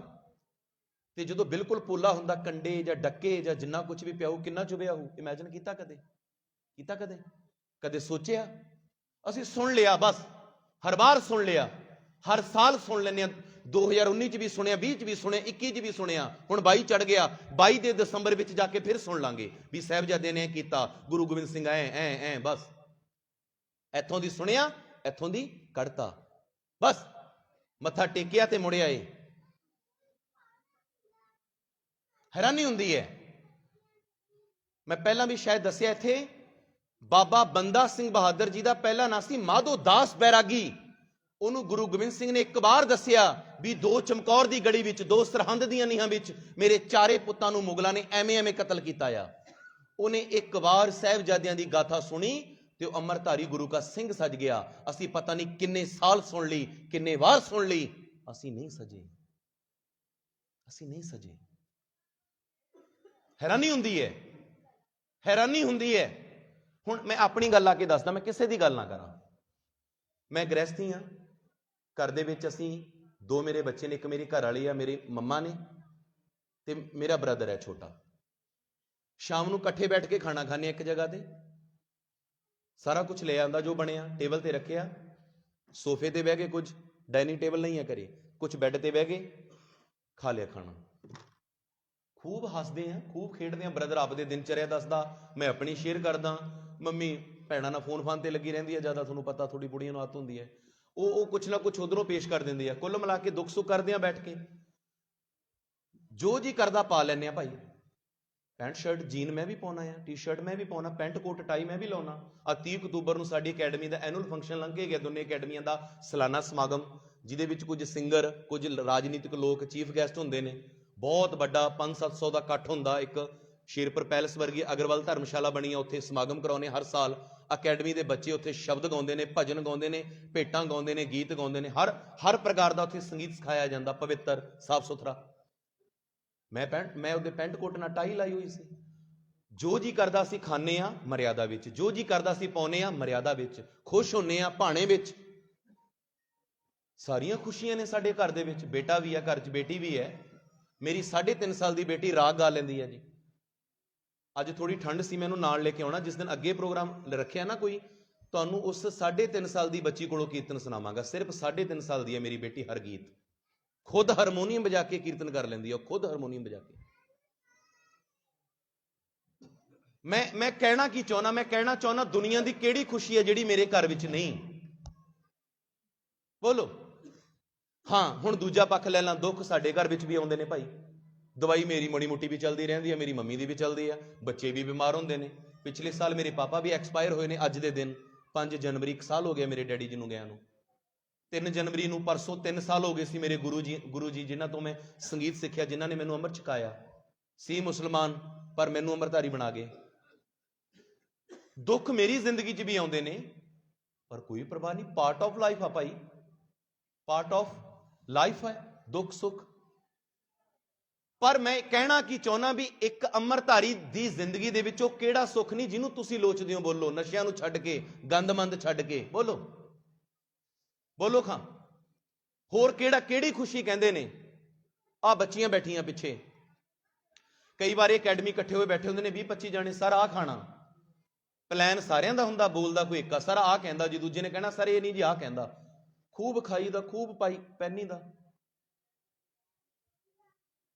ਮਹਾਰਾਜ ਨੇ ਉਹ ਕਿਹੜੀ ਚੀਜ਼ ਹੈ ਜਿਹੜੀ ਨਹੀਂ ਬਖਸ਼ੀ? ਜਹਾਜ਼ਾਂ ਦੇ ਵੀ ਚੜ ਗਿਆ, ਹੁਣ ਫਿਰ ਚੜਨਾ। ਕੈਨੇਡਾ ਜਾਣਾ ਹੈ ਇਸ ਸਾਲ। ਮੈਂ ਕਹਿੰਦਾ ਦੁਨੀਆ ਦੀ ਉਹ ਚੀਜ਼ ਤੇ ਦੱਸੋ। ਮੈਕਡੋਨਲਡ ਦੇ ਵਿੱਚ ਅਸੀਂ ਜਾਂਦੇ ਹਾਂ, ਸਾਬੇ ਦੇ ਵਿੱਚ ਅਸੀਂ ਜਾਂਦੇ ਹਾਂ, 버ਗਰ ਕਿੰਗ ਤੇ ਅਸੀਂ ਜਾਂਦੇ ਹਾਂ, ਸਾਰਾ ਕੁਝ ਖਾਣੇ ਪੀਣੇ ਆ ਭਾਈ, ਪਰ ਗੁਰੂ ਦੀ ਰਜ਼ਾ ਵਿੱਚ, ਗੁਰੂ ਦੇ ਭਾਣੇ ਵਿੱਚ। ਹੁਣ ਜਿੰਨੇ ਤੁਸੀਂ ਬੈਠੇ ਹੋ ਆਪਣੇ ਆਪ ਨਾਲ ਵਿਚਾਰ ਕਰਿਓ, ਕਿਹੜੀ ਖੁਸ਼ੀ ਬਾਕੀ ਰਹਿ ਗਈ ਜਿਹੜੀ? ਦੇਖੋ, ਨਸ਼ਾ ਅਸੀਂ ਨਹੀਂ ਕੀਤਾ, ਮਾੜੇ ਕੰਮਾਂ ਤੋਂ ਗੁਰੂ ਦੀ ਕਿਰਪਾ ਸਦਕਾ ਬਹੁਤ ਬਚੇ ਹੋਏ ਆ, ਸੋਚਿਆ ਵੀ ਨਹੀਂ ਕਦੇ। ਰਾਜਨੀਤਿਕ ਆਫਰ ਆਉਂਦੇ ਨੇ, ਡੇਰੇਦਾਰਾਂ ਵੱਲੋਂ ਆਫਰ ਆਉਂਦੇ ਨੇ। ਮੈਨੂੰ 2012 ਦੇ ਵਿੱਚ ਮੇਰੀ ਕਥਾ ਸੁਣ ਕੇ ਬਿਆਸ ਡੇਰੇ ਵੱਲੋਂ ਮੈਂ ਔਨ ਰਿਕਾਰਡ ਕਹਿ ਰਿਹਾ, ਉਹ ਮੇਰੀ ਗੱਲ ਸੋਸ਼ਲ ਮੀਡੀਆ ਤੇ ਪੂਰੀ ਦੁਨੀਆ 'ਚ ਜਾਣੀ ਹੈ। 2012 ਦੇ ਵਿੱਚ ਸ਼ੇਰਪੁਰ ਦੇ ਵਿੱਚ ਵੀਰ ਜੀ ਮੈਨੂੰ ਆਫਰ ਆਇਆ ਸੀ ਬਿਆਸ ਡੇਰੇ ਵੱਲੋਂ। ਕਹਿੰਦੇ ਸਵਿਫਟ ਡਿਜ਼ਾਇਰ ਗੱਡੀ ਦੇਵਾਂਗੇ, ਮਹੀਨੇ 'ਚ 4 ਐਤਵਾਰ ਹੁੰਦੇ ਨੇ, ਹਰ ਐਤਵਾਰ ਨੂੰ ਜਾ ਕੇ ਸਾਡੇ ਡੇਰੇ 'ਚ ਜਿਹੜੀਆਂ ਗੱਲਾਂ ਕਰਦੇ ਹੋ ਇਹੀ ਗੱਲਾਂ ਕਰਿਓ, ਜੈ ਸਾਡੇ ਬਾਬੇ ਦੀ ਬੁਲਾਇਓ। 10,000 ਇੱਕ ਦਿਨ ਦਾ ਦੇਵਾਂਗੇ, 40,000 ਮਹੀਨੇ ਦਾ ਬਣਦਾ ਸੀ, ਬਾਕੀ ਦਿਨ ਆਪਦਾ ਕੰਮ ਕਰੀ ਜਾਇਓ ਕਹਿੰਦੇ। ਉਦੋਂ ਬਾਅਦ ਔਨ ਰਿਕਾਰਡ ਕਹਿ ਰਹੇ ਆ ਬੱਲਾਂ ਵਾਲੇ ਡੇਰੇ ਵੱਲੋਂ ਆਫਰ ਆਇਆ ਸੀ ਗੱਡੀ ਦਾ, ਕੋਠੀ ਦਾ, ਪੈਸੇ ਦਾ ਨਹੀਂ। ਹੁਣ ਵੀ ਮੇਰੇ ਕੋਲ ਇਨੋਵਾ ਆ, ਬਹੁਤ ਸੋਹਣਾ ਘਰ ਪਾਇਆ ਹੋਇਆ, ਏਸੀ ਲੱਗਿਆ ਹੋਇਆ ਘਰੇ, 50 ਇੰਚ LED ਲੱਗੀ ਹੋਈ ਹੈ, ਸਾਰੇ ਬਹੁਤ ਸੋਹਣਾ ਸਭ ਕੁਝ। ਮੇਰੇ ਕਲਗੀਧਰ ਪਾਤਸ਼ਾਹ ਨੇ ਉੱਲੇ ਨਹੀਂ ਰੱਖਿਆ ਕੋਈ, ਸਾਰਾ ਕੁਝ ਬਖਸ਼ਿਆ ਆ। ਮੈਂ ਕਹਿੰਦਾ ਜ਼ਿੰਦਗੀ 'ਚ ਚੰਗੇ ਮਾੜੇ ਹਾਲਾਤ ਬਣੇ, ਲਾਲਚ ਸਾਡੇ ਘਰੇ ਵੀ ਆਏ ਚੱਲ ਕੇ, ਪਰ ਅਸੀਂ ਨਹੀਂ ਮੰਨੇ, ਕਿਉਂਕਿ ਬੰਦਾ ਸਾਰਿਆਂ ਤੋਂ ਲੁਕੋ ਲੂ, ਆਪਣੇ ਆਪ ਤੋਂ ਕੁਝ ਨਹੀਂ ਲੁਕਦਾ ਜੀ। ਆਖੋ ਸਤਨਾਮ ਸ਼੍ਰੀ ਵਾਹਿਗੁਰੂ। ਅੱਜ ਨਹੀਂ ਕੱਲ ਨਹੀਂ ਪਰਸੋਂ, ਇੱਕ ਨਾ ਇੱਕ ਦਿਨ ਅਸੀਂ ਆਪਣੇ ਆਪ ਨੂੰ ਜ਼ਰੂਰ ਮਿਲਦੇ ਹਾਂ ਭੈਣੋ ਵੀਰੋ। ਤੇ ਜਿਸ ਦਿਨ ਬੰਦਾ ਆਪਣੇ ਆਪ ਨੂੰ ਮਿਲਦਾ ਨਾ, ਜਦੋਂ ਆਪਣੇ ਆਪ ਨੂੰ ਮਿਲਦਾ, ਜਦੋਂ ਆਪਣੀਆਂ ਹੀ ਨਜ਼ਰਾਂ 'ਚੋਂ ਬੰਦਾ ਗਿਰ ਜਾਂਦਾ, ਦੁਨੀਆ ਦੀ ਕੋਈ ਸ਼ਕਤੀ ਉਹਨੂੰ ਉਠਾ ਨਹੀਂ ਸਕਦੀ। ਆਖੋ ਸਤਨਾਮ ਸ਼੍ਰੀ ਵਾਹਿਗੁਰੂ। ਸਿੰਘ ਦਾ ਅਰਥ ਹੁੰਦਾ ਸਿੰਘਾਸਨ ਤੇ ਬੈਠਣ ਵਾਲਾ, ਸਿੰਘਾਸਨ ਦਾ ਮਾਲਕ। ਕੌਰ ਦਾ ਅਰਥ ਹੁੰਦਾ ਮੇਰੀ ਉਹ ਭੈਣੋ ਪ੍ਰਿੰਸੈਸ, ਕੁਈਨ, ਰਾਜਕੁਮਾਰੀ, ਬਾਦਸ਼ਾਹ ਦੀ ਬੇਟੀ। ਬੋਲੋ। ਮਨੂ ਸਿਮਰਤੀ ਵਿੱਚ ਲਿਖਿਆ, ਮਨੂ ਸਿਮਰਤੀ ਕੀ ਹੈ ਪਤਾ ਹੈ? ਬ੍ਰਾਹਮਣ ਦਾ ਸੰਵਿਧਾਨ। 1950 ਤੋਂ ਪਹਿਲਾਂ ਜਿਹੜਾ ਭਾਰਤ ਦੀ ਧਰਤੀ ਦੇ ਉੱਪਰ ਸੰਵਿਧਾਨ ਲਾਗੂ ਸੀ, 26 ਜਨਵਰੀ 1950 ਡਾਕਟਰ ਅੰਬੇਦਕਰ ਦੇ ਲਿਖੇ ਸੰਵਿਧਾਨ ਤੋਂ ਪਹਿਲਾਂ ਜਿਹੜਾ ਸੰਵਿਧਾਨ ਭਾਰਤ ਦੇ ਵਿੱਚ ਲਾਗੂ ਸੀ, ਜਿਹਨੂੰ ਦੁਬਾਰੇ ਲਾਗੂ ਕਰਨ ਦੀਆਂ ਚਾਲਾਂ ਹੋ ਰਹੀਆਂ ਨੇ, ਉਹ ਸੀ ਮਨੂ ਸਿਮਰਤੀ। ਮਨੂ ਬਾਹਮਣ, ਮਨੂ ਨਾਂ ਦਾ ਇੱਕ ਬਾਹਮਣ, ਉਹਨੇ ਇੱਕ ਗ੍ਰੰਥ ਲਿਖਿਆ ਮਨੂ ਸਿਮਰਤੀ। ਉਸ ਬਾਹਮਣ ਦਾ ਬੁੱਤ ਰਾਜਸਥਾਨ ਦੇ ਹਾਈ ਕੋਰਟ ਦੇ ਵਿੱਚ ਲੱਗਿਆ, ਜਿਹਨੂੰ 20 ਤੋਂ 25 ਕਮਾਂਡੋ ਉਹਦੀ ਦੇਖ ਰੇਖ 'ਚ ਲੱਗੇ ਨੇ ਉਹਦੇ ਬੁੱਤ ਦੇ ਵਿੱਚ। ਅਗਲਿਆਂ ਦੀ ਸਰਕਾਰ ਹੈ, ਜੋ ਮਰਜ਼ੀ ਕਰਨ। ਬੋਲੋ, ਜਿਨ੍ਹਾਂ ਦਾ ਰਾਜ ਹੁੰਦਾ ਉਹਦਾ ਹੀ ਡੰਡਾ ਹੁੰਦਾ ਭਾਈ, ਸੱਚ ਹੈ ਨਾ। ਉਹਦੇ ਵਿੱਚ ਲਿਖਿਆ ਭੈਣੋ, ਔਰਤ ਨਰਕ ਦੁਆਰੀ ਹੈ, ਔਰਤ ਦਾਸੀ ਹੈ। ਹੁਣ ਕਲਗੀਧਰ ਪਾਤਸ਼ਾਹ ਨੇ ਖੰਡੇ ਬਾਟੇ ਦੀ ਪਹੁਲ ਬਖਸ਼ੀ ਹੈ। ਹੁਣ ਇਹ ਗੱਲ ਸੁਣਿਓ, ਇਸਲਾਮ ਦੇ ਵਿੱਚ ਇੱਕ ਬੰਦੇ ਦੇ ਬਰਾਬਰ ਔਰਤ ਨੂੰ ਅੱਧੀ ਸਮਝਿਆ ਜਾਂਦਾ। ਉਹ ਕਹਿੰਦੇ ਦੁਨੀਆ ਤੇ 2.5 ਕਲੰਦਰ ਹੋਏ ਨੇ। ਕਲੰਦਰ ਉਹ ਮੰਨਦੇ ਨੇ ਇੱਕ ਬਹੁਤ ਵੱਡੇ ਅਵਤਾਰ ਨੂੰ, ਪੀਰ ਨੂੰ, ਪੈਗੰਬਰ ਨੂੰ ਕਹਿ ਲਈਏ, ਰੱਬ ਦੇ ਪਿਆਰੇ ਨੂੰ ਕਲੰਦਰ ਮੰਨਦੇ ਨੇ। ਮੇਰੇ ਗੁਰੂ ਜੀ ਸਾਨੂੰ ਦੱਸਿਆ ਕਰਦੇ ਸੀ ਇਸਲਾਮ ਬਾਰੇ, ਉਹ ਕਹਿੰਦੇ 2.5 ਕਲੰਦਰ ਮੰਨੇ ਜਾਂਦੇ ਨੇ। ਮੈਂ ਕਿਹਾ ਗੁਰੂ ਜੀ 2.5 ਦਾ ਕੀ ਮਤਲਬ? ਮੈਂ ਕਿਹਾ ਕੋਈ ਛੋਟਾ ਬੱਚਾ ਹੋਏਗਾ। ਉਹ ਕਹਿੰਦੇ ਨਹੀਂ, 2 ਬੰਦੇ ਹੋਏ ਨੇ, ਇੱਕ ਔਰਤ ਹੋਈ ਆ, ਔਰਤ ਨੂੰ ਕਹਿੰਦੇ ਅੱਧਾ ਦਰਜਾ ਦਿੱਤਾ ਜਾਂਦਾ, ਅੱਧਾ। ਮੈਂ ਕਿਹਾ ਬੜੀ ਹੈਰਾਨੀ ਦੀ ਗੱਲ ਹੈ। ਹੁਣ ਹਿੰਦੂਇਜ਼ਮ 'ਚ ਦੇਖ ਲਓ, ਹਿੰਦੂਇਜ਼ਮ ਦੇ ਵਿੱਚ ਬਾਹਮਣ ਪਾਉਂਦਾ 3 ਧਾਗਿਆਂ ਦਾ ਜਨੇਊ, ਖੱਤਰੀ ਪਾਉਂਦਾ 2 ਦਾ, ਬਾਣੀਏ ਪਾਉਂਦੇ ਨੇ 1 ਦਾ। ਬਾਕੀ ਜਿੰਨੇ ਬਚ ਗਏ 3 ਨੂੰ ਛੱਡ ਕੇ ਬਾਹਮਣ, ਖੱਤਰੀ, ਬਾਣੀਏ, ਬਾਕੀ ਜਿੰਨੇ ਛੱਡ ਬਚ ਗਏ ਸਾਰੇ ਸ਼ੂਦਰ ਨੇ ਬ੍ਰਾਹਮਣ ਦੇ ਅਨੁਸਾਰ। ਬਾਕੀ ਕੋਈ ਪਾ ਨਹੀਂ ਸਕਦਾ। ਔਰਤ ਵੀ ਸ਼ੂਦਰ ਹੈ, ਔਰਤ ਵੀ ਨਹੀਂ ਪਾ ਸਕਦੀ। ਔਰਤ ਨੂੰ ਉਸ ਗ੍ਰੰਥ ਦੇ ਵਿੱਚ ਲਿਖਿਆ, ਮਨੂ ਸਿਮਰਤੀ ਦੇ ਵਿੱਚ ਵੀ, ਇਹ ਨਰਕ ਦੁਆਰੀ ਹੈ, ਇਹ ਨਰਕ ਨੂੰ ਲੈ ਕੇ ਜਾਂਦੀ ਹੈ। ਬੁੱਧ ਧਰਮ ਦੇ ਵਿੱਚ ਲਿਖਿਆ, ਕਹਿੰਦੇ ਅਗਰ 20 ਫੁੱਟ ਤੋਂ ਦੂਰ ਵੀ ਤੁਹਾਨੂੰ ਔਰਤ ਦਿਖਦੀ ਹੈ, ਉਹਨੂੰ ਦੇਖ ਕੇ ਨੀਵੀਂ ਪਾ ਲਓ। ਜੈਨ ਧਰਮ ਦੇ ਵਿੱਚ ਵੀ ਕੁਛ ਏਦਾਂ ਦੀ ਮਿਲਦਾ। ਪਰ ਬਲਿਹਾਰੇ ਜਾਵਾਂ ਗੁਰੂ ਨਾਨਕ ਦੇ ਘਰ ਤੋਂ, ਆਖੋ ਸਤਨਾਮ ਸ਼੍ਰੀ ਵਾਹਿਗੁਰੂ। ਮਹਾਰਾਜ ਲਿਖਦੇ ਨੇ, ਸੋ ਕਿਉਂ ਮੰਦਾ ਆਖੀਏ ਜਿਤ ਜੰਮੈ ਰਾਜਾਨ। ਉਹਨੂੰ ਮਾੜਾ ਵੀ ਨਹੀਂ ਕਹਿਣਾ ਜਿਹੜੀ ਰਾਜਿਆਂ ਨੂੰ ਜਨਮ ਦਿੰਦੀ ਹੈ।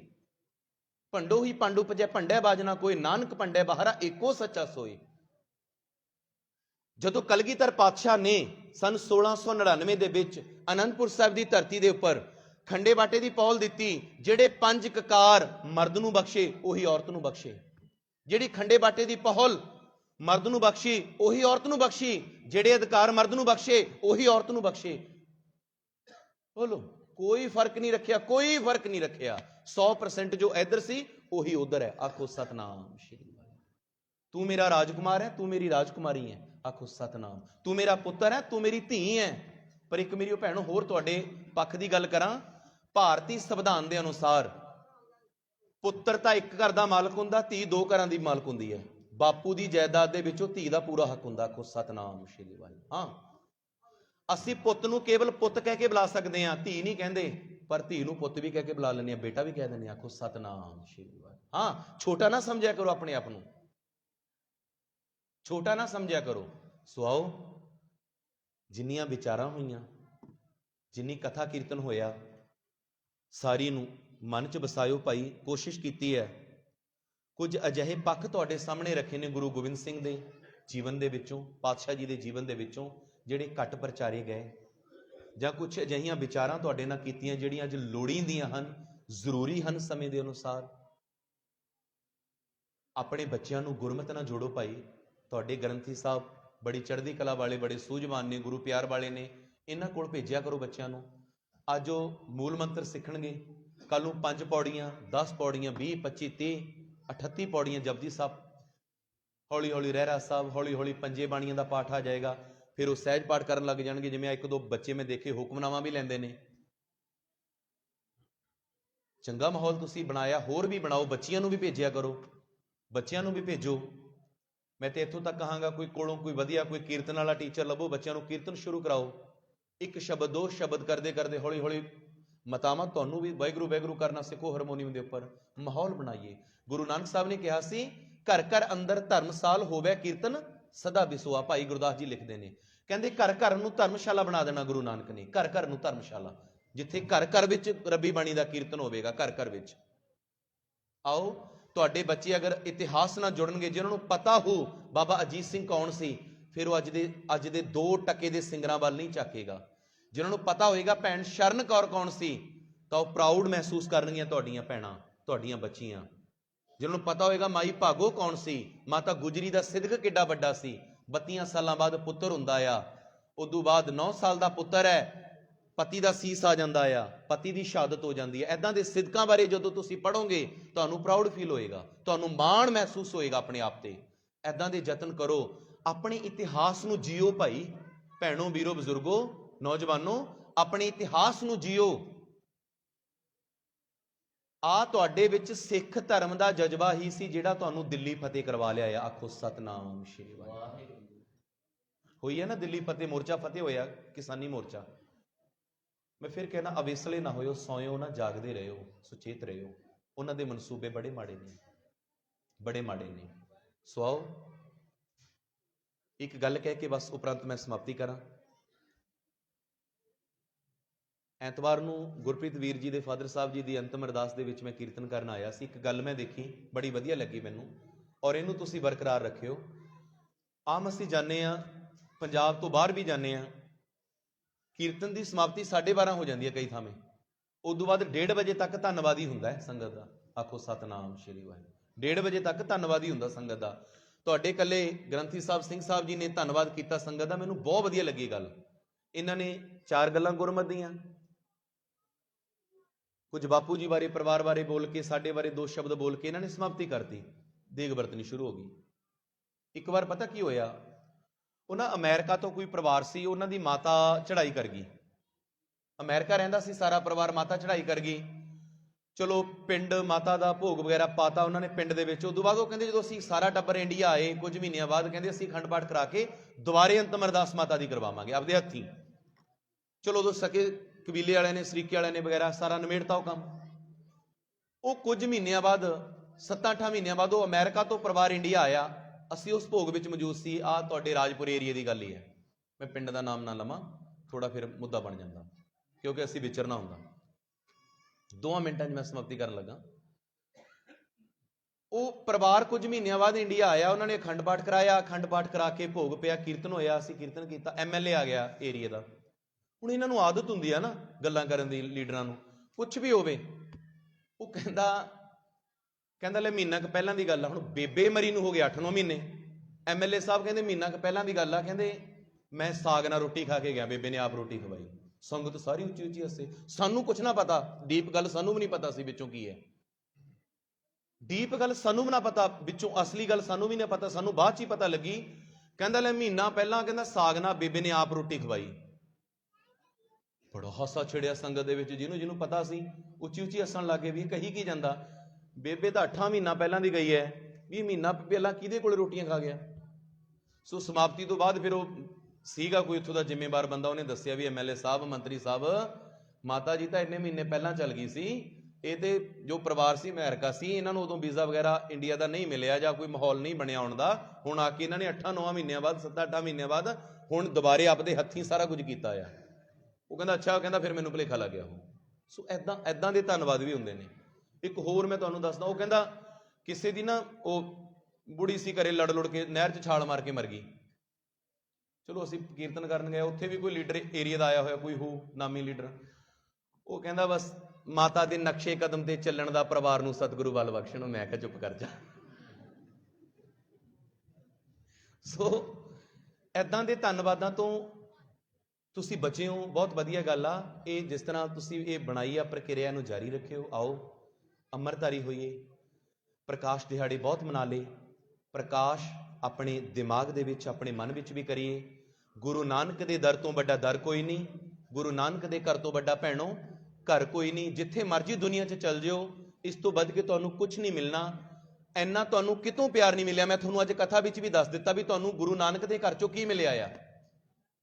ਤੁਹਾਨੂੰ ਭੈਣੋ ਕੀ ਮਿਲਿਆ ਆ ਗੁਰੂ ਨਾਨਕ ਦੇ ਘਰ 'ਚੋਂ? ਤੁਹਾਨੂੰ ਬਰਾਬਰ ਦਾ ਅਧਿਕਾਰ ਹੈ, ਬਰਾਬਰ ਦਾ ਪੂਰਾ।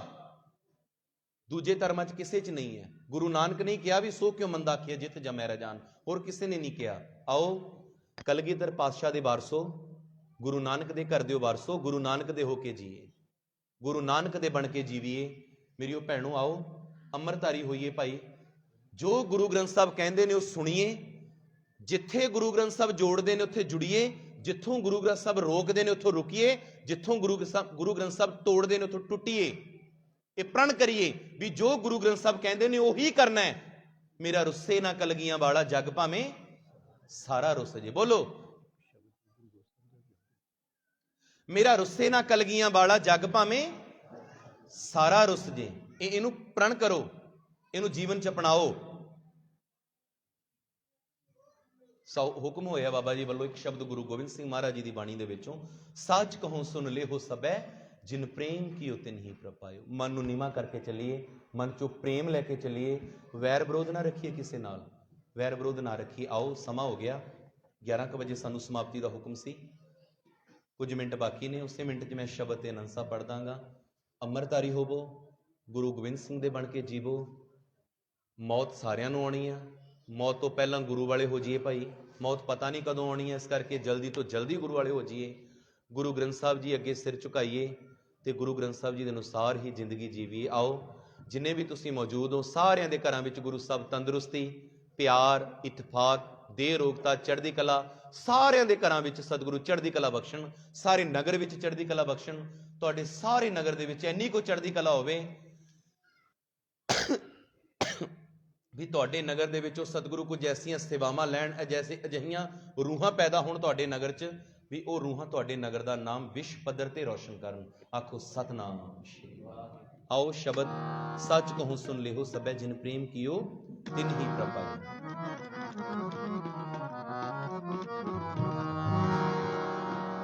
सच कहूं, सच कहूं, सच कहूं, सच कहूं, जिन प्रेम कियो तिन ही प्रभ पायो। सच कहूं, सच कहूं,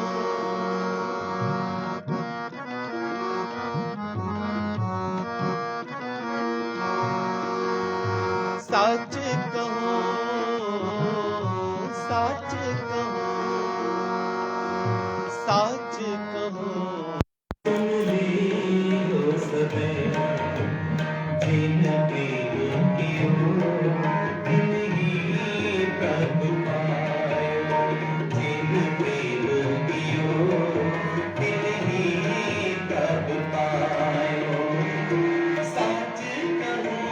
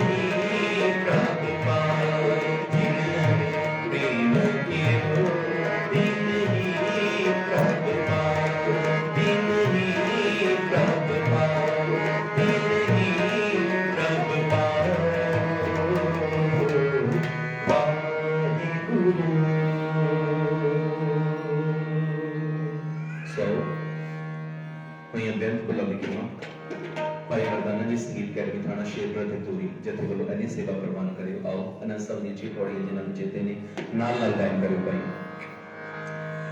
रामकली मलाती जन्म निकोकार सतगुरु कसा आनंद पया मेरी माई सतगुरु ने पार सतगुरु का पाया मनवरिया बताया राग परिवार परिया करम बनियान सब तारा बोली मन जी बसाया कहरा लाडो सतगुरु ने पाया ये मन मेरा सदा